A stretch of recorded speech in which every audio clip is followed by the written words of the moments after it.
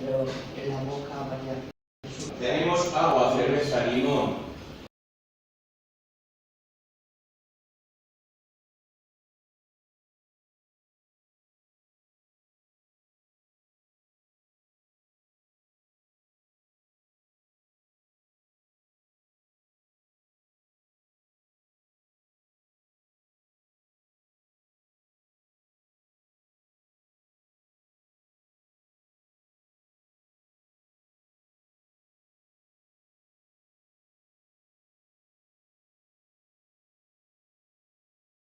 La piña es muy dulce, Vale, os juego por encima lo que vamos a ver. Venga, no sé lo que sabéis de este documental. Este es un documental que hace un director ucraniano, ¿no? Es un director ucraniano que estudia en Q, vive en Estados Unidos hace muchos años, y que se llama Igor Lopatonok. Igor Lopatonok es ucraniano de Ucrania, y lo que hace, bueno, pues son documentales principalmente. Es un tío muy conocido por restaurar cine soviético, o sea, es a lo que se ha dedicado siempre. A restaurar cine, a coger cine antiguo y sobre todo colorea y restaura películas antiguas y tal. Eso es a lo que se dedicó en su momento, y ahora está viviendo en Estados Unidos hace ya 10 o 12 años y colaborando mucho con Oliver Stone. Oliver Stone es el que produce esto. Oliver Stone, supongo que os suena a todos. Tiene 2 Oscars, uno por Atún, otro por Nacido el 4 de julio, tiene películas sobre la guerra de Vietnam, una película sobre Wall Street estupenda, un par de ellas, ¿vale? Hizo una sobre JFK, tiene una nueva sobre JFK sacando cosas nuevas, y en los últimos 10 años se ha dedicado principalmente a hacer muchísimo documental hablando de la política en Estados Unidos. Un tío bastante en contra de lo que es el gobierno de Estados Unidos, y entonces lleva unos 10 años haciendo documentales, bueno, pues sobre cómo está funcionando Estados Unidos en el resto del mundo. Está haciendo un documental, pues tiene un documental con Hugo Chávez, otro con Castro, tiene documentales de todo lo que es la izquierda sudamericana y todo este tipo de cosas. Por lo tanto, está casi maldito en Estados Unidos, en el que empieza a decir que ni Hugo Chávez era tan malo, ni Maduro es el demonio, ni Castro, ni cosas por el estilo. Vale, en este documental lo que hablan principalmente es de la historia de Ucrania después de la Guerra Mundial, como la mayor parte del nacionalismo ucraniano es de extrema derecha, como hay una colaboración salvaje en la Segunda Guerra Mundial con los nazis, y como luego pues todo ese movimiento de extrema derecha y neonazi y demás sigue funcionando en Ucrania. Yo creo que lo más interesante de eso, que vamos, ahora que van a ser socios nuestros ahí en la Unión Europea, por lo menos que tengamos medianamente a quién estamos metiendo en la Unión Europea, a quién estamos dejando entrar. O sea, no va a ser solo Orbán y no va a ser solo los de Turquía, sino que estamos dejando entrar a esto, que bueno, que aunque están ahora mismo en el poder no son tan así, que sepamos que lo que hay es la extrema derecha de esa zona, ¿no? Vale. El documental es un punto de vista totalmente distinto al que habéis visto. Si habéis visto más documentales o más información sobre Ucrania, está visto desde otro lado. O sea, principalmente la parte más interesante del documental es una parte en la que tanto el presidente Yanukovych como el ministro del Interior justifican todo lo que pasa en el Maidán. En su momento el Maidán es una revolución originalmente estudiantil que se crea allí y que bueno, pues que se aprovechó. No claro si fue utilizado o no. Todos sabemos cómo empieza, todos sabemos cómo acaba, que acaba un baño de sangre directamente allí con un montón de muertos, pero no está claro qué es lo que pasa, ¿no? O sea, si tú ves a esto, dice, pues eran los rusos que venían aquí, y si vemos a esto, pues esto dicen que realmente no saben lo que pasa. En muchas partes te está planteando como una justificación por parte de ellos. No tienen claro qué es lo que pasó, aunque lo que tienen claro es que había los neonazis detrás y que aprovecharon esta revolución para darles un golpe de estado encima. Eso es lo que tenemos. Bueno, una cosa es que tengo que ver, bueno, pues hay bastante información sobre lo que tenéis.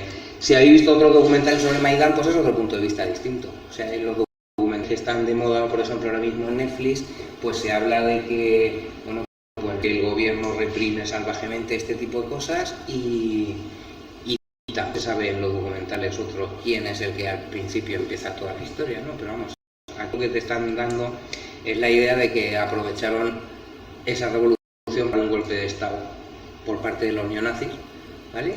Y son los que entran ahí, ¿vale? ¿Qué es lo interesante del documental y por qué nos ha gustado verlo? Bueno, pues mira, lo primero, que hay puntos de vista que no aparecen en los medios habituales, eso es lo primero. O sea, sabemos que las cosas no son buenos siempre, sino que hay un montón de puntos de vista, y esto al menos es un punto de vista totalmente distinto a los demás. No llega a justificar lo que pasa, pero lo que está claro es que te está explicando que ahí hay muchos más intereses de los que estamos viendo, ¿no? Que las situaciones geopolíticas nos sobrepasan, o sea, hay muchas. ¿Qué me cuentas? No, pues no sabemos qué le pasa a esto. ¿No estoy saliendo yo? En la tablet sí. Ah, pues entonces era tu ordenador. Es que luego también me acaba de decir lo mismo. ¿Que me he bloqueado o...? Ahora lo vemos si se me vuelve a bloquear. Si estoy saliendo la tablet, estoy saliendo. La tablet está... Bueno, ahora lo miramos cuando empecemos el documental. Me he ido. Ah, vale. Ya está, o sea, lo que os decía, que lo que tenemos que ver es que las opiniones sobre todo cosas tan cosas como esta, pues no son nunca buenos y malos y cosas de estilo. Hay un montón de cosas por el camino y hay un montón de cosas que realmente no entendemos, ¿no? O sea, no sabemos. Tenemos dos cosas claras, que hemos apoyado dos golpes de Europa, hemos apoyado dos golpes de Estado en Ucrania directamente. Menos sangriento, que fue el de 2004 y uno de ellos salvaje, ahora sí. Y un salvaje que es el de 2014, con muertos y demás. Los dos en contra del mismo presidente prorruso, Yanukovych, que es un presidente más prorruso que proeuropeo. Y cuando gana las primeras elecciones en las que se habla de que no es claro si las gana limpiamente, se le monta una cosa que hace que no llegue a gobernar nunca, y cuando consigue ganar unas segundas elecciones, sí que se le da este golpe de Estado. O sea, se aprovechan las protestas que hay ahí, se le da este golpe de Estado. Y en los dos casos, Europa ha favorecido el cambio de gobierno, si no lo queremos llamar golpe de Estado directamente, pero hemos favorecido el cambio de gobierno. Y es claramente nos interesa Ucrania porque es el granero de Europa, de siempre es Europa, como también lo veréis en el documental. Entonces nos interesa el control de Ucrania. No solamente es Europa, sino que también es la salida de Rusia al mar Mediterráneo y un montón de cosas. O sea que no todo es tan buenos, malos, blancos, negros y cosas por el estilo, sino que tenemos cosas ahí que debemos saberlo. Ya sabéis que es muy complicado formarse una opinión, sobre todo más lejos estamos, porque todo el mundo tiene intereses, y los que son más listos pues los ocultan mejor que los que son menos listos. Yo probablemente, en mi opinión personal, Putin ha metido la pata hasta el fondo. Tenía que haberle, va a costar menos dinero, o sea, le va a costar muchísimo más lo que está haciendo que cómo podría hacerlo, que es justo lo que los americanos, que es meter allí 5 o 6 mil millones de dólares y favorecer una opinión proamericana en Ucrania, que es la que ha generado gran parte, ¿no? Sin muertos ni nada por el estilo, y siendo los buenos y siendo todo el tema, ¿no? También es cierto que mucho. Pues esa es la última que queríamos decir. Estamos en directo ahí por si alguien lo graba, ¿vale? Pero un disclaimer, o sea, con este documental no queremos posiciones en ningún sitio. Yo, por lo menos personalmente, me planteo que lo de la invasión rusa es una estupidez. O sea, somos totalmente antiguerra, pensamos que no debería ser así, e incluso yo pienso que esto no debería ser así, pero sí que es interesante saber qué es lo que lleva, cómo hemos llegado a esta situación. Os repito que el documental va a llegar hasta el 2014. Si estáis interesados, hay un documental estupendo 2 años más, que es lo que pasa justo hasta la invasión de esta misma gente, pero no lo hemos encontrado en castellano, con lo cual pues hay que verlo. Bien, ¿lo ponemos? Pues vamos a darle caña al tema. No hace falta, no, nada, simplemente por contaros un poco.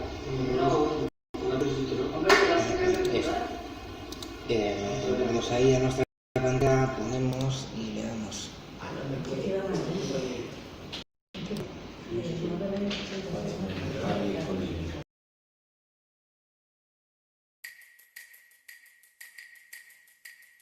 Here in Kiev in recent days, the Maidan, Independence Square, has turned into a full-scale war zone. More clashes in Ukraine's capital, Kiev.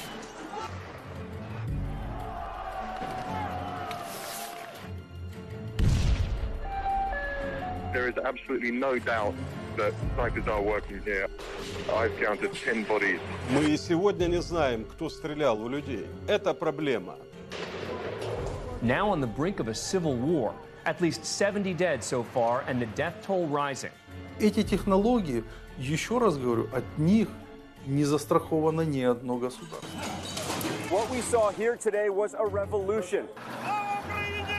Хотите узнать, что происходило на Украине? We've invested over $5 billion to assist Ukraine in these and other goals. Вы знаете, в большой политике, о чем бы ни говорили, все равно будут говорить о деньгах. NATO has expanded into 13 countries, up to the borders of Russia. 13 countries. The focus has to be on not allowing this crisis to turn into hot war between Ukraine and Russia. Эта тема очень опасная. Это тема войны. Сегодня спокойно никто не должен себя чувствовать.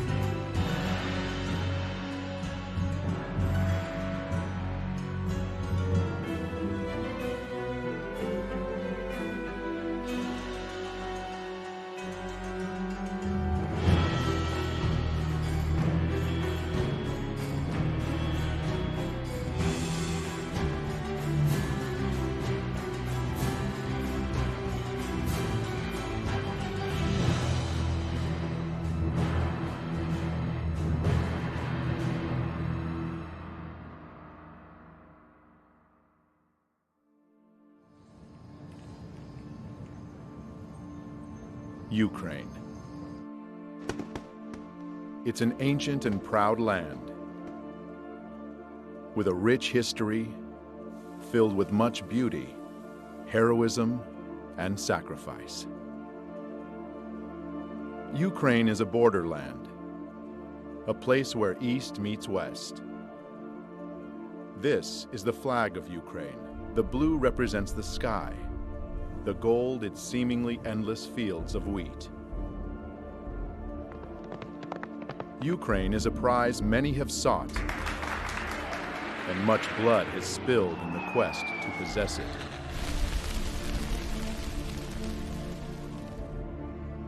Ukraine has been the pathway for Western powers as they attempted to conquer the East in World War I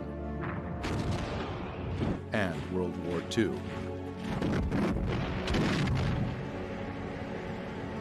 And every time, the Ukrainian people ended up paying the highest price for these grand games of power. History doesn't repeat, but it surely rhymes, said Mark Twain. If one looks closely at the history of Ukraine, one will notice many rhymes. Being surrounded by stronger powers, Ukraine has needed a lot of cunning to survive, and the art they truly mastered with time is the art of changing sides. In the middle of the 17th century, Ukrainian leader Bogdan Khmelnytsky broke a truce agreement made with Poland, siding with more powerful Russia. Just over 50 years later, as the Russian-Swedish War was raging, another Ukrainian leader, Ivan Mazepa, broke the union with Russia when he switched sides, joining forces with the Swedish invaders. Many times, Ukrainian history was written by third parties. Seeking to keep the gains of a revolution at any cost, Russia agreed to the humiliating conditions of the Brest-Litovsk Treaty of 1918, which turned Ukraine into a German protectorate. Another historical document that changed the fate of Ukraine was the Molotov-Ribbentrop Pact of 1939, one of many such agreements being signed between European countries and rising Germany. Attempting to protect his nation from the approaching Nazi threat, Joseph Stalin negotiated a treaty of non-aggression with Adolf Hitler. While promising each other peace, the Soviet and German foreign ministers Molotov and Ribbentrop realigned the map of Eastern Europe, splitting it into German and Soviet spheres of influence. No sooner had the Molotov-Ribbentrop Pact been signed than Poland was split. And in September of 1939, Eastern Poland awoke to be Western Ukraine and a part of the family of Soviet republics and the USSR.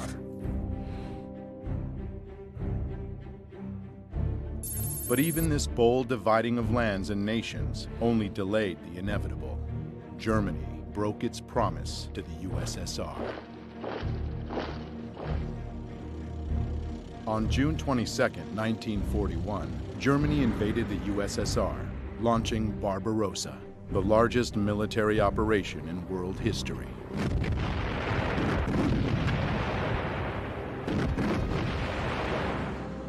Barbarossa was aiming for St. Petersburg, Moscow, and Kiev, Ukraine, three destinations of major significance.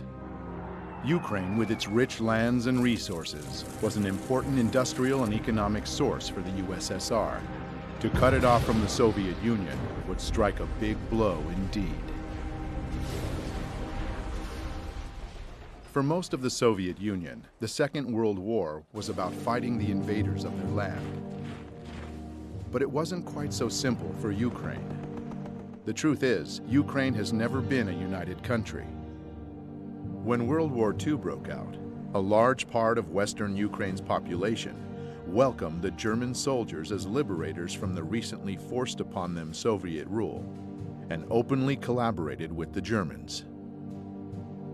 The real scale of collaboration was not announced for many years after the war, but we now know that whole divisions and battalions were formed by Ukrainian collaborators, such as SS Galician, Nachtigall, and Roland battalions.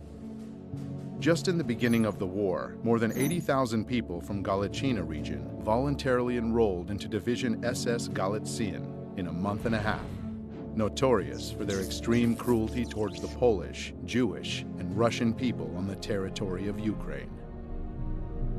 Members of these military groups came mostly from the Organization of Ukrainian Nationalists, the OUN, founded in 1929.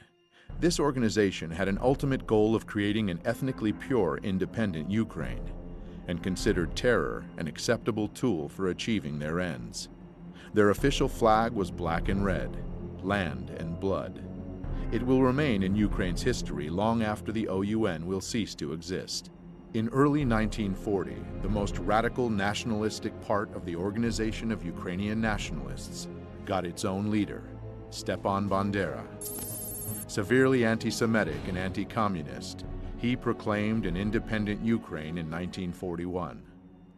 His German allies frowned upon such an act of self-will, and it landed him in prison for nearly all the Second World War.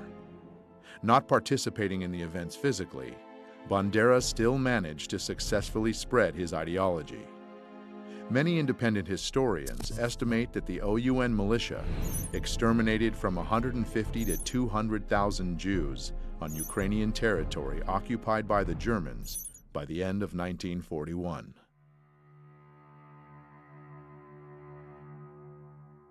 The most notorious and outrageous massacre took place September 29th and 30th, 1941, in Babi Yar, Kiev.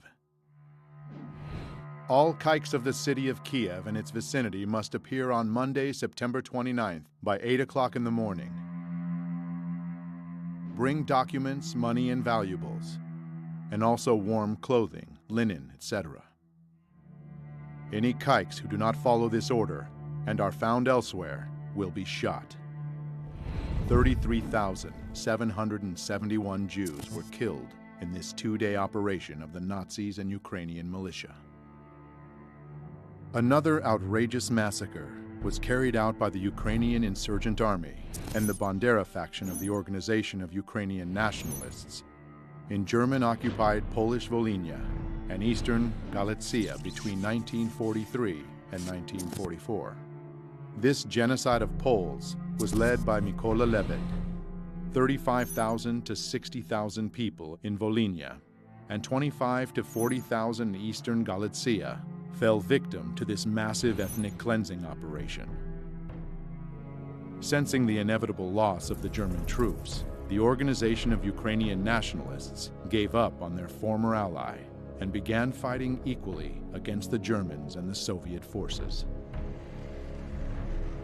In January 1943, USSR troops started pushing the Nazis back, liberating one part of Ukraine after another. Western Ukraine was the last Ukrainian region held by the Germans, finally being liberated in October of 1944. Bandera's bands continued to wage their guerrilla war against the Soviet regime, carrying out bloody raids on Ukrainian villages and towns, and leaving behind chaos and casualties. This war went on until the middle of the 1950s, when the last collaborators were either detained or fled the country. On May 7, 1945, Germany unconditionally surrendered to the Allies. Ukraine remained a part of the Soviet Union. The peace after the Second World War was short-lived. The United States and the Soviet Union, nations who allied together along with England to defeat the Nazis, tragically became foes as the Cold War began. The era of political and military tension between the US and the USSR lasted for nearly 45 years, keeping humanity under the constant threat of nuclear war.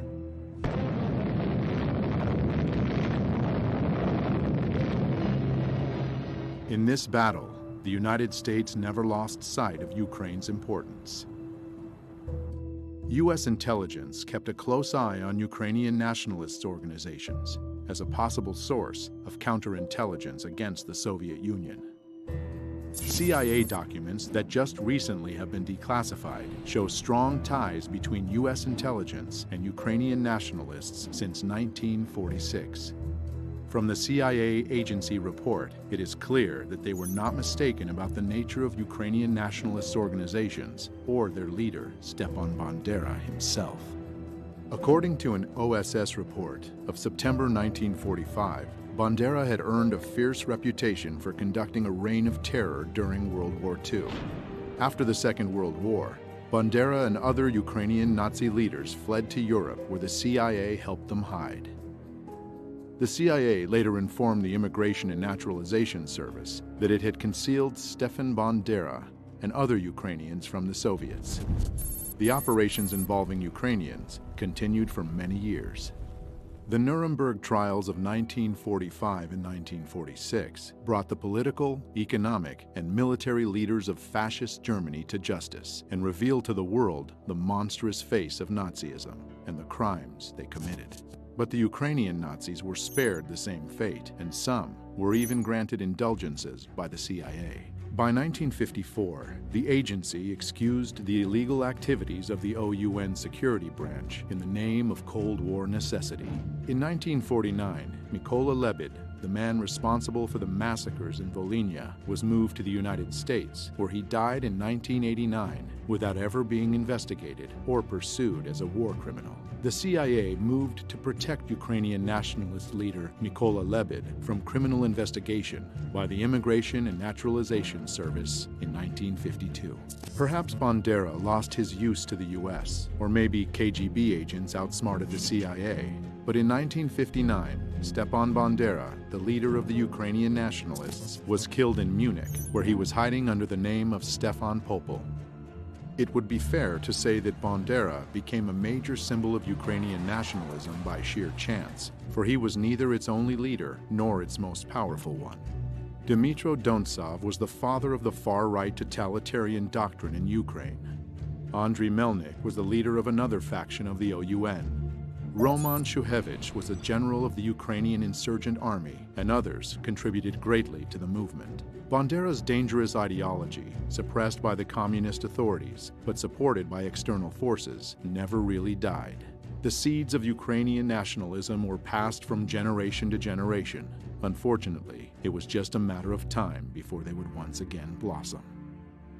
In 1954, Ukraine's territory was expanded even more when Nikita Khrushchev, the leader of the USSR and a Ukrainian himself, generously gave the Crimean region to Ukraine.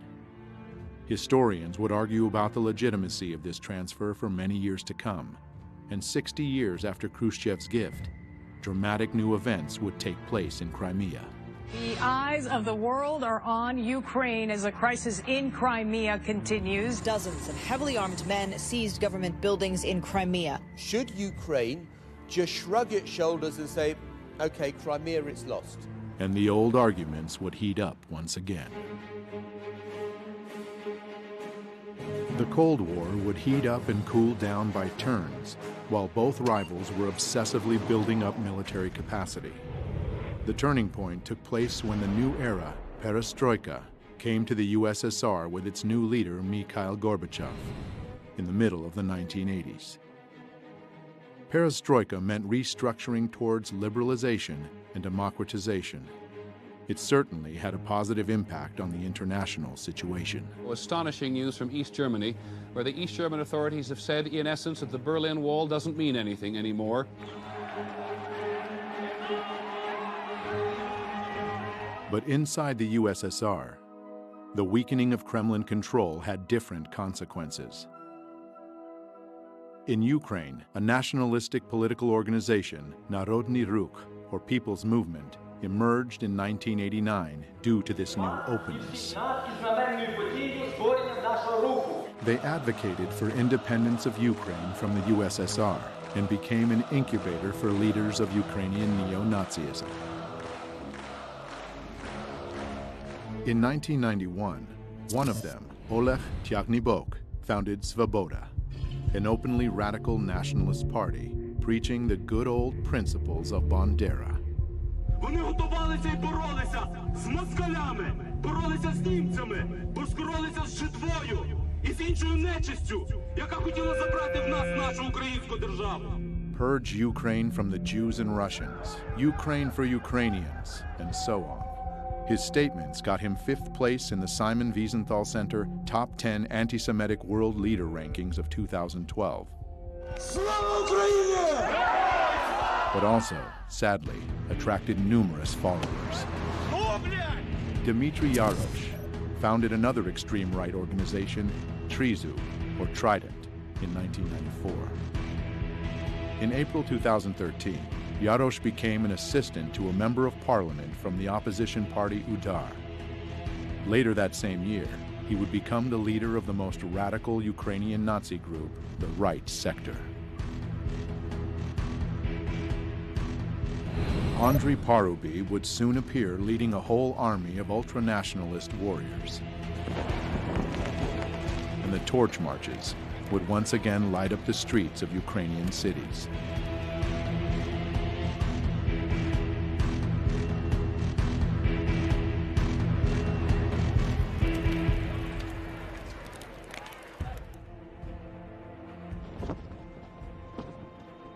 The world drastically changed in August 1991, when the USSR de facto ceased to exist and the global political map welcomed many newcomers, Ukraine one of them. In modern history, it was the first time Ukraine was truly independent and all on its own.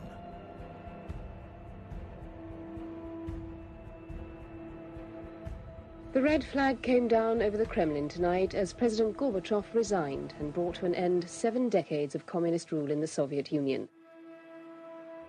The years after the disintegration of the USSR became known as the Crazy 90s in all the post-Soviet territories. He's leaving behind 15 independent states which share only a disastrous economy and an uncertain future. After having been under a government-controlled economy, the free market dramatically changed the rules of the game. New businesses emerged instantly, and the first oligarchs were born overnight. The former country with no class division suddenly became stratified. The chosen few became rich, while the rest had to fight to survive. Сразу же после получения независимости началась еще более дикая приватизация и растаскивание имущества государственной собственности. понижение жизненного уровня населения сразу же после получения независимости. И причем, какие бы власти не меняли друг друга, для жизни рядового гражданина ничего не меняло. Там происходил просто систематический грабеж населения, грабеж граждан, грабеж украинского народа. И, конечно, люди уже устали от этого произвола, от этой совершенно сумасшедшей коррупции. The people's growing discontent made Ukraine more vulnerable to outside forces, and a new kind of warfare was launched, one not known before, the color revolutions. Demonstrators clash with police, hundreds of thousands protesting the results of the election and calling for a new vote. Ukraine has had two color revolutions in its 24 years of independence. In 2004, crowds of people descended upon Kiev, marking the start of the Orange Revolution. At that time, Ukraine became once again a battlefield of two forces, the Russian and Western governments. The culmination of this conflict took place during the presidential elections in November of 2004. The two major candidates, Western-backed Viktor Yushchenko and Russian-leaning Viktor Yanukovych, almost equally shared the votes of Ukrainians. By the way, calling Viktor Yushchenko Western-backed is not an exaggeration. His wife, Katerina Yushchenko, is a former U.S. State Department official and worked in the White House during the Reagan administration. The division was along geographic lines. Traditionally, Russian Eastern Ukraine voted for Yanukovych, while Western Ukraine chose Yushchenko. By the announced result, Viktor Yushchenko lost to Viktor Yanukovych, but thousands of people didn't agree with it, and they came to the central square of Kiev on the 22nd of November. The situation received wide news coverage. The country's election commission ignored reports of fraud, declaring Kremlin-backed Viktor Yanukovych the winner. International politicians, such as former General Secretary of NATO, Javier Solana, became frequent guests in Kiev, initiating negotiations between parties. And I hope very much that the goodwill of everybody will be able to overcome this difficulty. The results of the negotiations, however, were often reached only on paper. Thus, Yushchenko never told the supporters to stop blocking government buildings in central Kiev. Therefore, these non-violent and very orange protests lasted for a month, during which time the previous election results were annulled, marred by massive corruption, and new elections were announced. An important nuance: just 3 months before, Viktor Yushchenko became a victim to a mysterious and still unsolved poisoning. But it didn't prevent him from winning in the new election. Though, as we shall soon see, there was much more than just the people's will that led to this victory. This peaceful revolution and its leader were warmly welcomed by the international community. But the euphoria didn't last long. Yushchenko's government completely failed with reforms and lost its chance to establish democracy, instead descending into infighting. Viktor Yushchenko was not re-elected for a second term, but at the end of his presidency, he had the time to make one last gift to his supporters from Western Ukraine. На завершення я хочу сказати про те, що чекали мільйони українських патріотів і багато років. Я підписав указ за незламність духу, відстоюванні національної ідеї, виявлені героїзм і самопожертву в боротьбі за незалежну українську державу. Постановляю присвоїти звання Герою України з удостоєнням ордена держави Бандері Степану Андрійовичу. Слава Україні! The hero status of Stepan Bandera was short-lived. In 2010, Viktor Yanukovych was elected president. This time, the international community had no doubts about the legitimacy of the elections. In January 2011, Viktor Yanukovych repealed the hero title of Bandera. Almost 4 years into his presidency, though, another revolution shook Ukraine. Unfortunately, this one was anything but peaceful.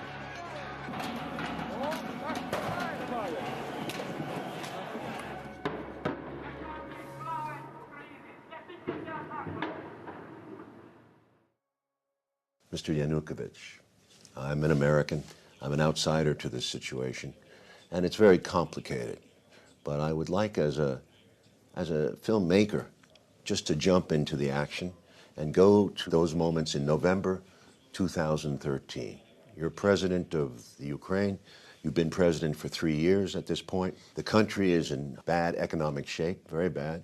You have a trade agreement with Russia, and now you're seeking to make a better agreement with the EU, with the European Union, and you are negotiating. Can you bring me to that moment and what you're thinking? Действительно, это был очень сложный период времени для Украины, и нам нужно было найти решение проблем в 2013 году. Поэтому у нас было два партнера. Прежде всего, мы рассчитывали на Международный валютный фонд. Но Международный валютный фонд на протяжении года, когда мы вели переговоры, нам предлагал неприемлемые для нас варианты решения. Значительное поднятие тарифов для населения, прежде всего на энергоносители и на газ, то есть значительный рост расходов населения, при том, что доходы оставались прежние. Мы на это не пошли. Мы предложили другие варианты решения вопросов. Мы получили официальный отказ Международного валютного фонда в ноябре 2013 года. Оставалась Россия. Россия нам сказала, что мы готовы с вами работать как партнеры, если вы учтете наши интересы. Того, что экономика Украины и России зарождалась как единая экономика, сложились абсолютно уникальные, особые экономические отношения. Рынки России были полностью открыты для украинских товаров, а при этом наши границы с Украиной таможенные полностью раскрыты. Таким образом, Евросоюз как бы заходил со всеми своими товарами на нашу территорию без всяких переговоров.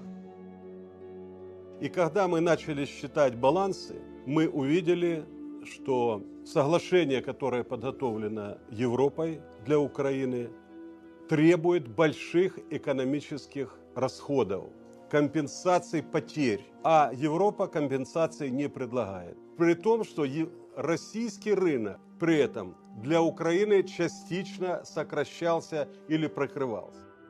Сказали, конечно, если Украина решила так поступить, это ее выбор, и мы уважаем этот выбор. Но мы не должны этот выбор оплачивать. Наши переговоры с Европой не увенчались успехом. Поэтому на этом пути мы предложили сделать паузу. Violent clashes erupted in the Ukrainian capital Kiev as more than 100,000 people protested against a government decision to delay an association deal with the EU.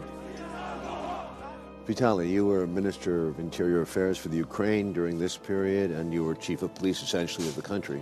Can you tell me your version of what happened from November protests through February protests? Мы располагали информацией, что протестные акции в любом случае массово планируются и начнутся в 2015 году. Но оппозиция воспользовалась тем фактом, что вначале Кабинет министров, а затем и президент приняли решение временно отложить подписание ассоциации с Европейским Союзом. Arseny Yatsenyuk, leader of the opposition party, Fatherland. Oleg Tagnibok, leader of the opposition nationalist far-right political party, Svoboda. Vitaly Klitschko, leader of the opposition party, Udar. Both EU and Ukrainian officials said on Thursday the suspension of talks on closer ties could be revived after the two-day meeting. But officials said the deal was off the table for now. Expected more.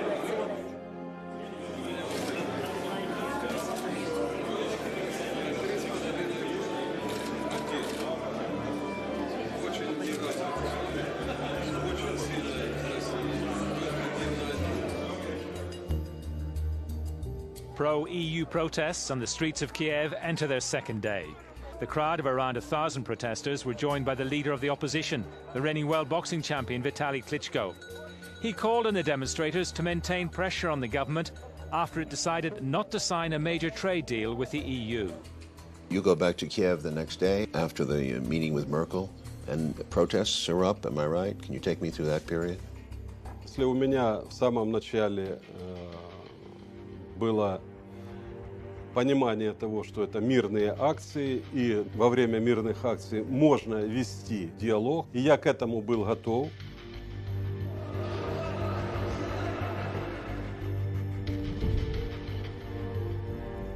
И говоря о протестах ноября-февраля, необходимо обязательно учитывать динамику их развития, которая происходила на Украине заранее до того. Огромное количество общественных организаций, которые финансировались из-за рубежа, огромное количество журналистов, работающих на гранты.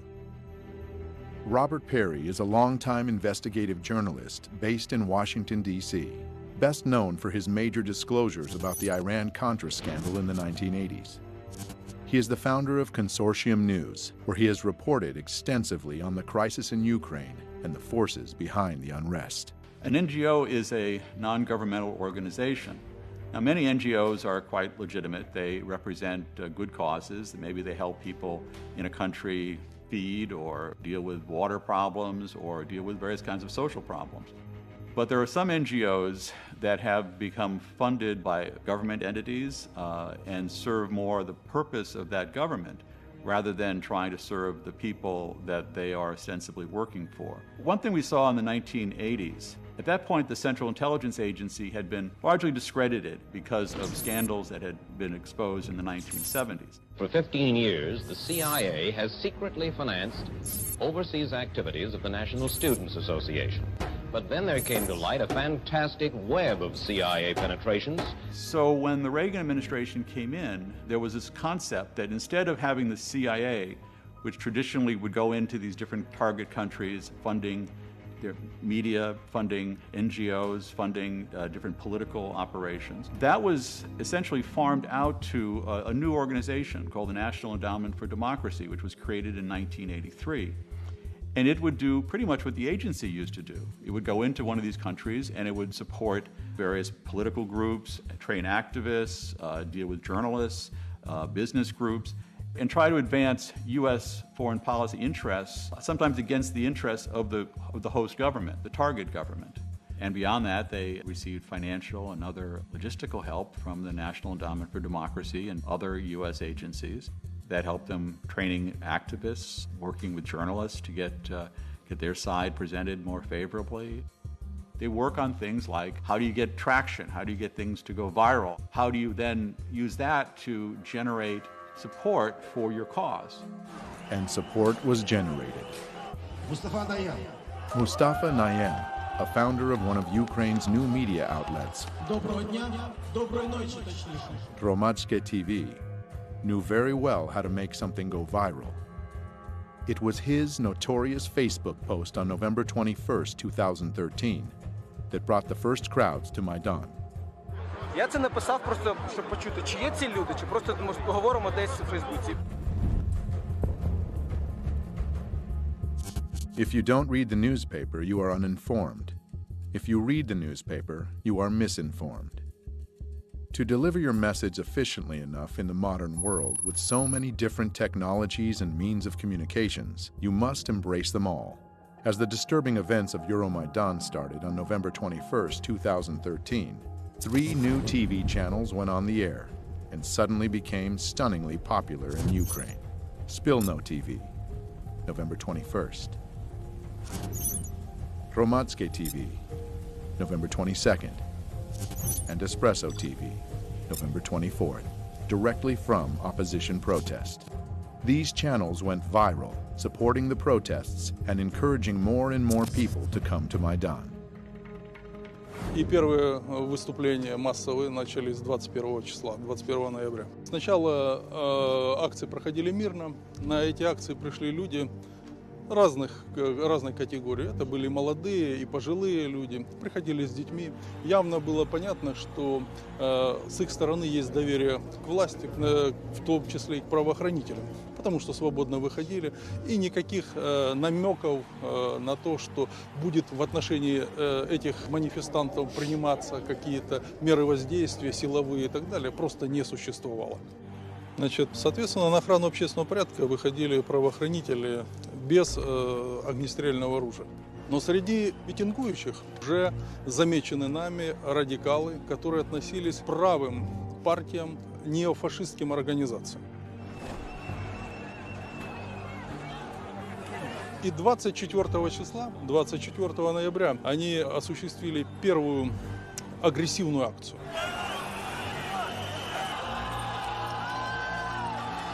24 числа первое было нападение на кабинет министров. И первое нападение на сотрудников правоохранителей, которые охраняли. Второе нападение на правоохранителей службы безопасности Украины произошло 25 числа. Затем небезызвестные события 30 числа. November 30th of 2013 became the first turning point of Euromaidan and one of its most reported and mysterious events. Я тогда немножко расскажу, как видел эти события я. Был звонок мне от Попова, глава администрации города Киева. Он говорил, что давайте сегодня мы хотели бы завозить оборудование для новогодней елки на площадь. Я ему объяснил, что до тех пор, пока люди находятся на площади, то этого делать нельзя. В районе часа ночи, когда массово люди начали расходиться, разъезжаться, я поговорил по телефону с руководителем службы безопасности Украины и спросил его точку зрения по развитию событий. Он сказал, я считаю, что, слава богу, все закончилось. Вся информация идет о том, что все закончилось. Потому что фактически с 21 числа я в кабинете просто жил и спал какое-то время, может быть, 2 часа в сутки удавалось поспать.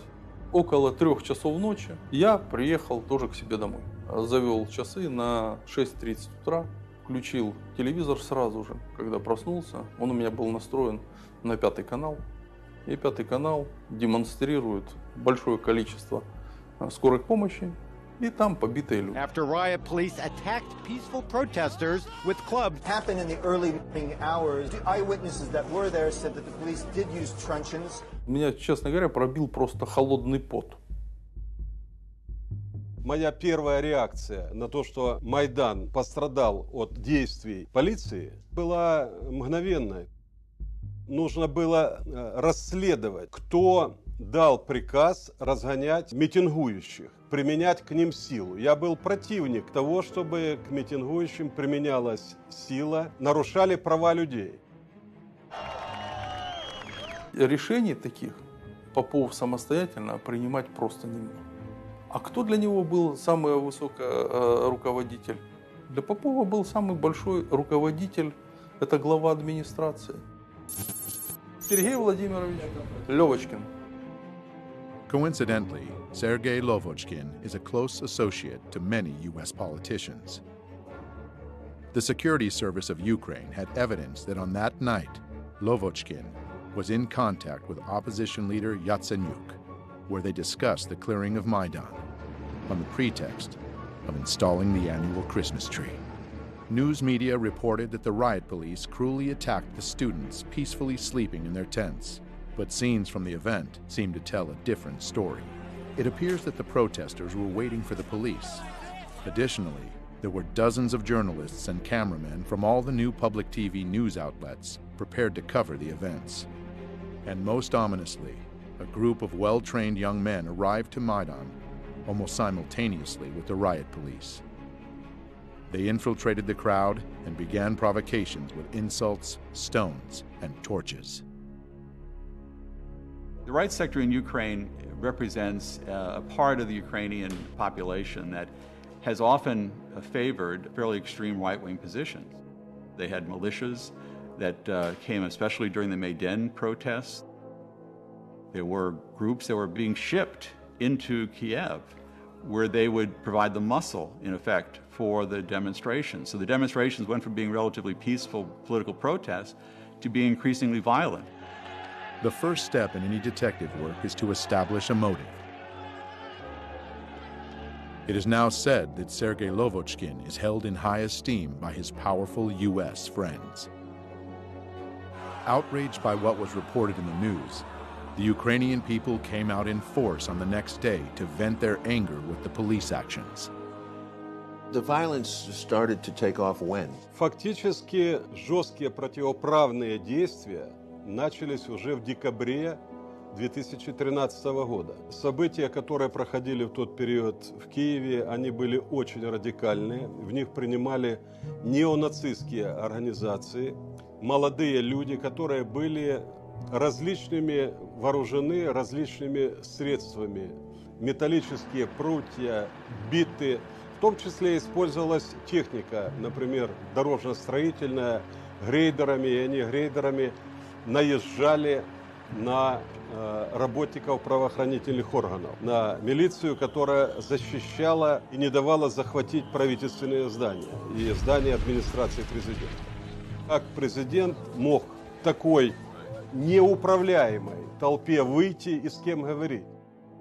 Технологии, которые применялись в тот период времени, они были заранее спланированы. As veiled and masked as the color revolutions can be, an attentive viewer can see subtle patterns and similarities revealing their true nature. To make crowds act as one obedient group, they have to be united at the unconscious level. The masterminds of color revolutions know this well and have perfected the art. Symbolism is one of the most powerful tools to achieve this end. Revolutionary political organizations with surprisingly similar names and even more similar logos have appeared time and again, almost as omens marking the countries that would be hit by the colored plague next. They are often described as being aware and active, when they're actually trained and radical. They are the ones who take the first shot, literal and metaphorical, to transform the peaceful protests into full-blown coups d'etats. Their fingerprints can be found everywhere on the map of the color revolutions. Using all the experience of past generations, simple but effective tools like catchy sing-alongs and chanting are employed. Well known for exciting the crowd and creating a group identity, they depersonalize individuals and make them easier to manipulate.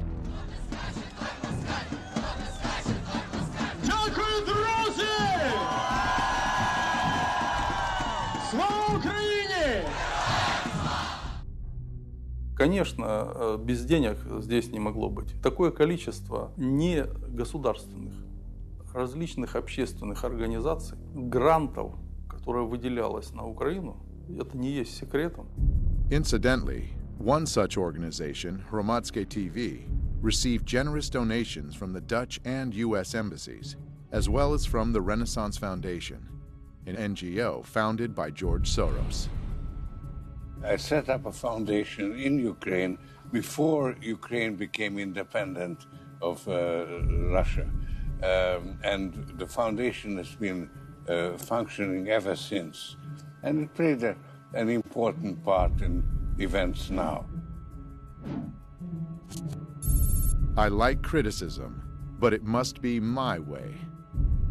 Did you see any evidence of U.S. involvement? Did you feel their presence from the U.S.? Очень частыми гостями были представители Соединенных Штатов, конгрессмены, были госпожа Нуланд, приезжала очень часто, у нас были с ней дискуссии. Но после этих дискуссий она шла на Майдан и поддерживала протестующих. И обвиняла правоохранительные органы, применялась чрезмерно сила. На самом деле эти все месседжи мы видели на Майдане.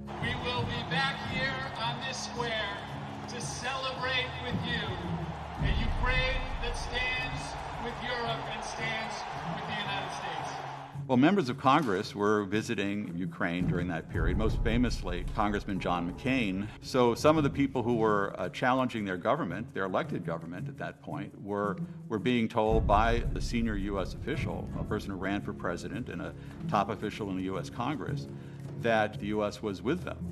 I'm Senator John McCain, and it's always a pleasure to be back in Ukraine. Senator McCain was, in a sense, giving the people in the Maidan feeling that they had the backing of the most powerful country on earth. This is about the future you want for your country. This is about the future you deserve. Делегаций много приезжало. Я говорил, что нельзя говорить, во-первых, неправду. Нельзя становиться на сторону митингующих и отстаивать их права, создавая тем самым и углубляя конфликт. Когда митингующие захватывают правительственные здания и учреждения, скажите, допустимо ли это в любой другой стране, например, чтобы посол Украины пришел к митингующим в Фергюсоне и раздавал там пряники или пирожки и обвинял полицейских Соединенных Штатов Америки? Я считаю, что это недопустимо ни в одной европейской стране. А почему к Украине было такое отношение? Who was your highest level contact with the U.S. government in this period? Я постоянно имел контакт с господином Байденом, вице-президентом. У меня были частые с ним телефонные переговоры. Но дело в том, что господин Байден говорил одно, а в Украине делали другое. And the U.S. ambassador? Посол Соединенных Штатов в Украине постоянно принимал представителей Майдана у себя в посольстве. Мы это очень хорошо знали, мы это отслеживали.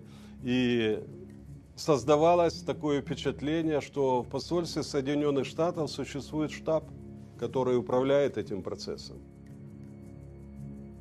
In early February of 2014, as the Maidan crisis was getting more violent, there was a phone call that was intercepted. It was a call between the Assistant Secretary of State for European Affairs, Victoria Nuland, and the U.S. Ambassador to Ukraine, Jeffrey Pyatt. Questions of credibility are being raised after a private chat between two top U.S. diplomats was leaked online. I think Yats is the guy who's got the economic experience, the governing experience. He's the guy, you know, what he needs is Klitsch and Tony Book on the outside. I just think Klitsch going in, he's going to be at that level working for Yatsenyuk. It's just not going to work. Yeah, no, I think that's right. Okay. Good. Well, do you want us to try to set up a call with him as the next step? Sullivan's come back to me, VFR, saying you need Biden, and I said probably tomorrow for an attaboy and to get the deets to stick. So Okay. Biden's willing. So you had this remarkable phone call where you have these two senior officials of the U.S. government apparently talking about a coup or how they were planning to restructure the government of Ukraine. Fuck the EU. No, exactly. I'm not saying the whole U.S. government feels that way. There is division on this, but the neoconservative element wants very much to change the strategic dynamic in Eastern Europe. The neocons are very smart people, and they've been at this for a long time. They came in around the issue of propaganda. They studied how to create hot buttons for the American people. They had this experience when they were getting the American people to get excited about Central America back in the 1980s. Sandinista regular army. The ground force is being equipped now with Russian artillery. And they've been applying those same strategies ever since. They remain very dedicated to achieving their goals. They still want to get rid of certain governments. They wanted regime change in Syria, for instance, regime change in Iran. They're very skilled at this, and they have a lot of allies now inside the news media, inside the government, and that means that they can do a lot to control the narrative of any story. I think in America these days, we have somehow told ourselves that there are a lot of ways of dealing with these problems other than hard power. Vladimir Putin cares about hard power. The neoconservatives can now demonize a leader of a country. That sells with the American people. So you don't just sort of argue a policy, you attack the leader. So the neoconservatives became very skilled at picking out leaders, finding their ugly traits, and then highlighting them. Yanukovych, you might say, was a rather clunky political leader, but you make him into a devil. He's totally corrupt, and he's evil, and he wants to kill people in the Maidan, these wonderful white-hatted demonstrators. So you've got a black hat versus white hat. You keep repeating that basic scenario, and it works with the American people. You've got to realize what Vladimir Putin is. He's an old KGB colonel that wants to restore the Russian Empire. You make them into demons, and the American people find that the way they can understand the world. Once that happens, it's very difficult for journalists or anyone else to say, you know, hold it, that guy, he's got more of a gray hat than a white hat or a black hat. And if you say that, you suddenly are you're a Yanukovych apologist or you're a Putin apologist, and then the attacks come on to the person saying it, the journalist, the academic, or whoever. Any good director will tell you that tempo and rhythm are the most essential components to hold an audience's attention. Сама технология, которая применялась Майданом, состояла в необходимости сакральных жертв. Это часть технологии. It can also be called a method of betrayal, when the allies and followers are relentlessly thrown into the revolutionary flame. The idea is simple. When the preparation work is done, the trigger just needs to be pulled to set the machine into full motion. The murder of politician Rafiq Hariri led to the Cedar Revolution. Looking back at the mysterious poisoning of Viktor Yushchenko right before the Orange Revolution of 2004, we see now that he became a sacred victim himself. Most political analysts believe the compassion of the Ukrainian people at that moment tilted the scales, giving him the presidency.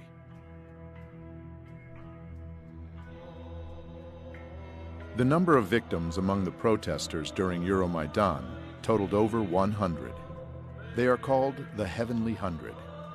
All the sacred victims were immediately mythologized. The beating of students on November 30th, 2013 was the obvious trigger of Euromaidan. Those who sent trained provocateurs to the square very well realized that peaceful protesters were the ones who would get hurt the most. It's hard to keep protests going for months on end. Tensions subside, and people inevitably get tired. Holidays are also a big danger for revolutionary masterminds. People want to be home with their families and friends, and one needs to get inventive to keep people in a cold tent city.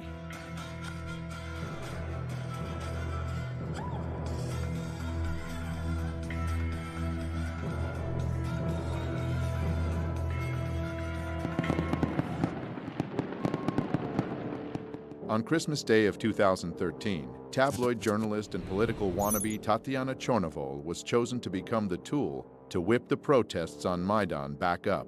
A civic activist and journalist known for investigating corruption among senior officials was beaten outside Ukraine's capital on Christmas.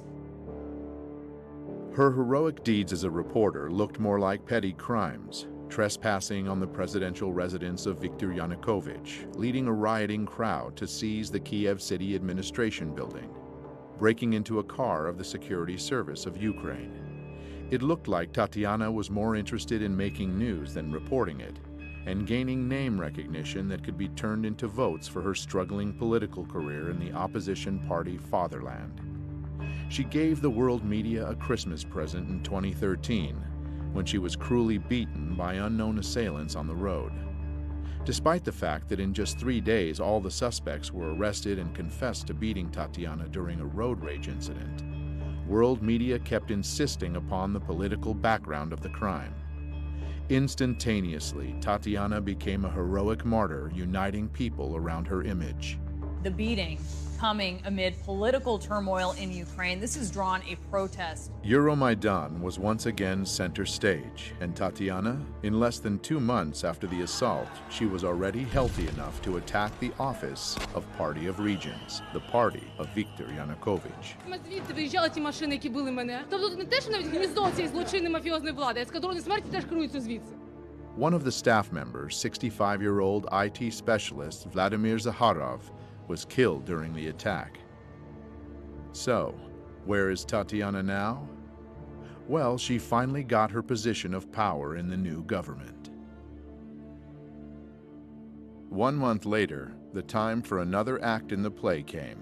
Armenian-Ukrainian protester Sergei Nigoyan was one of the first to arrive at Maidan. He wasn't radical or violent, but instead naive and full of hope. Watching Sergei read a patriotic poem is like watching a casting tape for the role of a sacred victim. Борітеся, поборете, вам Бог помагає. За вас правда, за вас слава і воля святая. Unfortunately, Sergei got the part. Betrayed by his brothers in arms, this video would eventually go viral after Sergei was killed early in the morning of January 22, 2014. The circumstances of his death remain unknown to this day. Even though the whole area of protests was heavily filmed at that time, there were no records or witnesses to help the investigation, and his body was moved immediately from the scene of the crime. Sergei became the first killed martyr of Euromaidan, and in a heartbeat, the police officers were appointed as his killers. Almost 2 years later, the official investigation would still deliver no results. Now, it is widely believed that Nigoyan's murder was staged by provocateurs to escalate the conflict.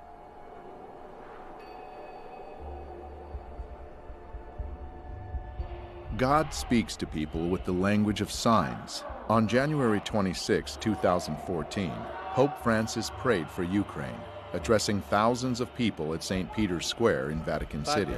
Et Filius et Spiritus Sanctus. After the prayer, 2 white doves were released from the papal window and were immediately attacked by a crow and seagull. Those who understand the language could easily read the meaning of this omen. Soon, great forces, the seagull and the crow, would be tearing apart 2 Slavic nations, the white doves. This omen gave hope to the Ukrainian people, saying that by God's will, the doves would be saved. But it also predicted severe hardship and many victims. The events which could enter into the history of the color revolutions as the most massive human sacrifice yet arrived right on schedule, 1 month later. For weeks, this European capital has been the scene of a violent uprising. Today, the bloodiest day yet. The protesters are pushing up towards the government district, armed here with Molotov cocktails, but we saw handguns and shotguns too. There are casualties on both sides. Well, she's just said that there are 6 dead people up there. Not just injured, dead. They said they've been hit by snipers. 20 февраля начали расстреливать сотрудников милиции. Я получил информацию, что начали стрелять снайперы, и есть жертвы с 2 сторон.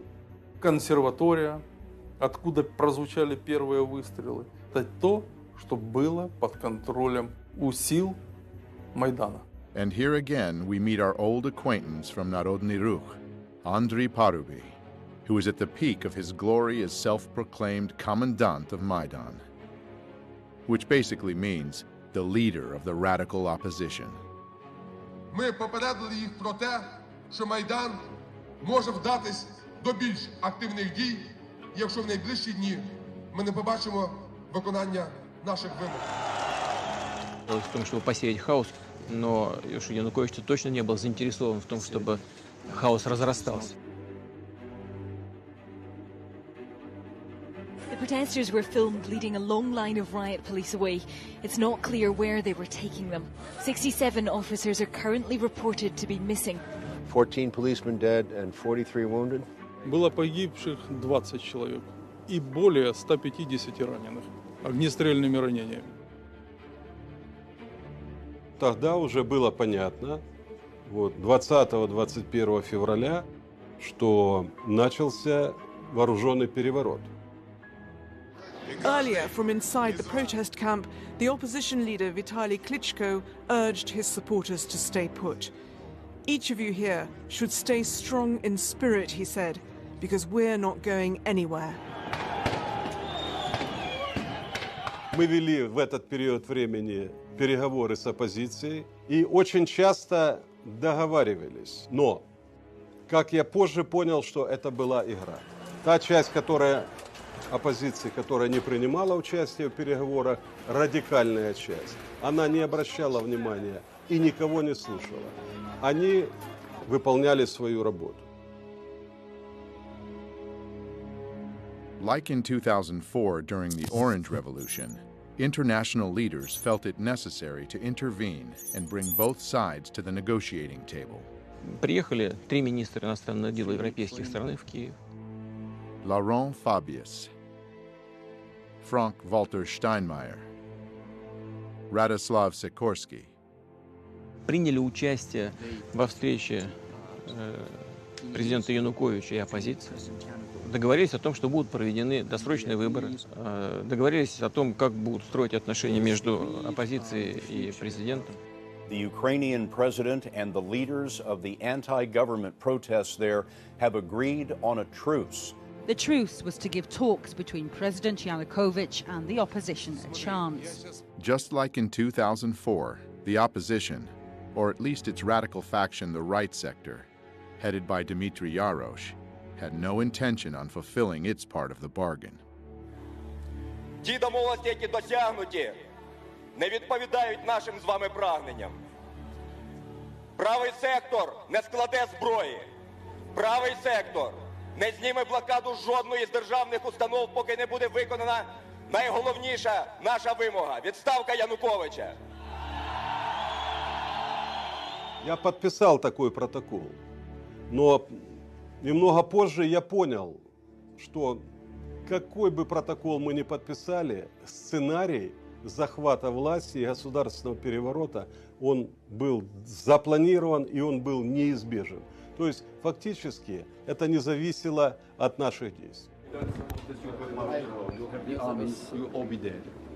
The opposition leaders left saying they may have found a way to end the bloodshed, but they wanted to take the conclusions from their meeting to the people. It was soon apparent that the people were not happy. И на следующий день господин Янукович уехал во второй по величине город страны, в город Харьков. Как только он уехал, захватили и его резиденцию, резиденцию администрации, и правительство с помощью оружия. Как это называется? Дело в том, что я вылетел туда вертолетом. Машины, которые меня должны были сопровождать, выехали самостоятельно, но этого никто не знал. Ехали президентские машины, и по этой колонне президентских машин был открыт огонь. Также была информация у нашей разведки, что были специальные наемники, которым была поставлена задача не захватывать президента, а расстрелять. И я обратился к президенту Путину, чтобы он разрешил мне выехать на территорию России. Я получил согласие, и мне было оказано содействие. 24 февраля я попал на территорию России.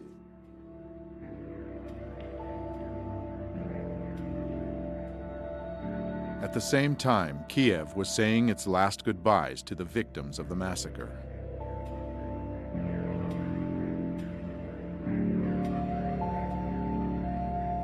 It was also welcoming those who came to power at their cost. Ukraine's parliament has voted for the new Speaker of the Assembly to become interim president. Alexander Turchinov called on lawmakers to form an interim government by Tuesday. These latest developments follow the dismissal of President Viktor Yanukovych on Saturday. And they removed Yanukovych, not following the constitutional procedures for impeachment. Процедура импичмента не была соблюдена. Для этого должен был быть привлечен Конституционный суд, Верховный суд. Этого не сделали. И голосовать в парламенте должны были 3/4 депутатов. The Parliament of Ukraine consists of 450 deputies. The Constitution of Ukraine requires at least a 3/4 majority to vote. In other words, 338 votes in favor of the impeachment, but only 328 deputies voted yes. 3/4 не проголосовали. The U.S. State Department almost immediately said this was a legitimate government, and that was part of this effort to get regime change. Instead of trying to find some way to revive the February 21st agreement, where maybe you could bring back Yanukovych in some titular way, that became not a possibility anymore. Then you had eastern Ukraine resisting, you had Crimea wanting to break away, and things rapidly escalated.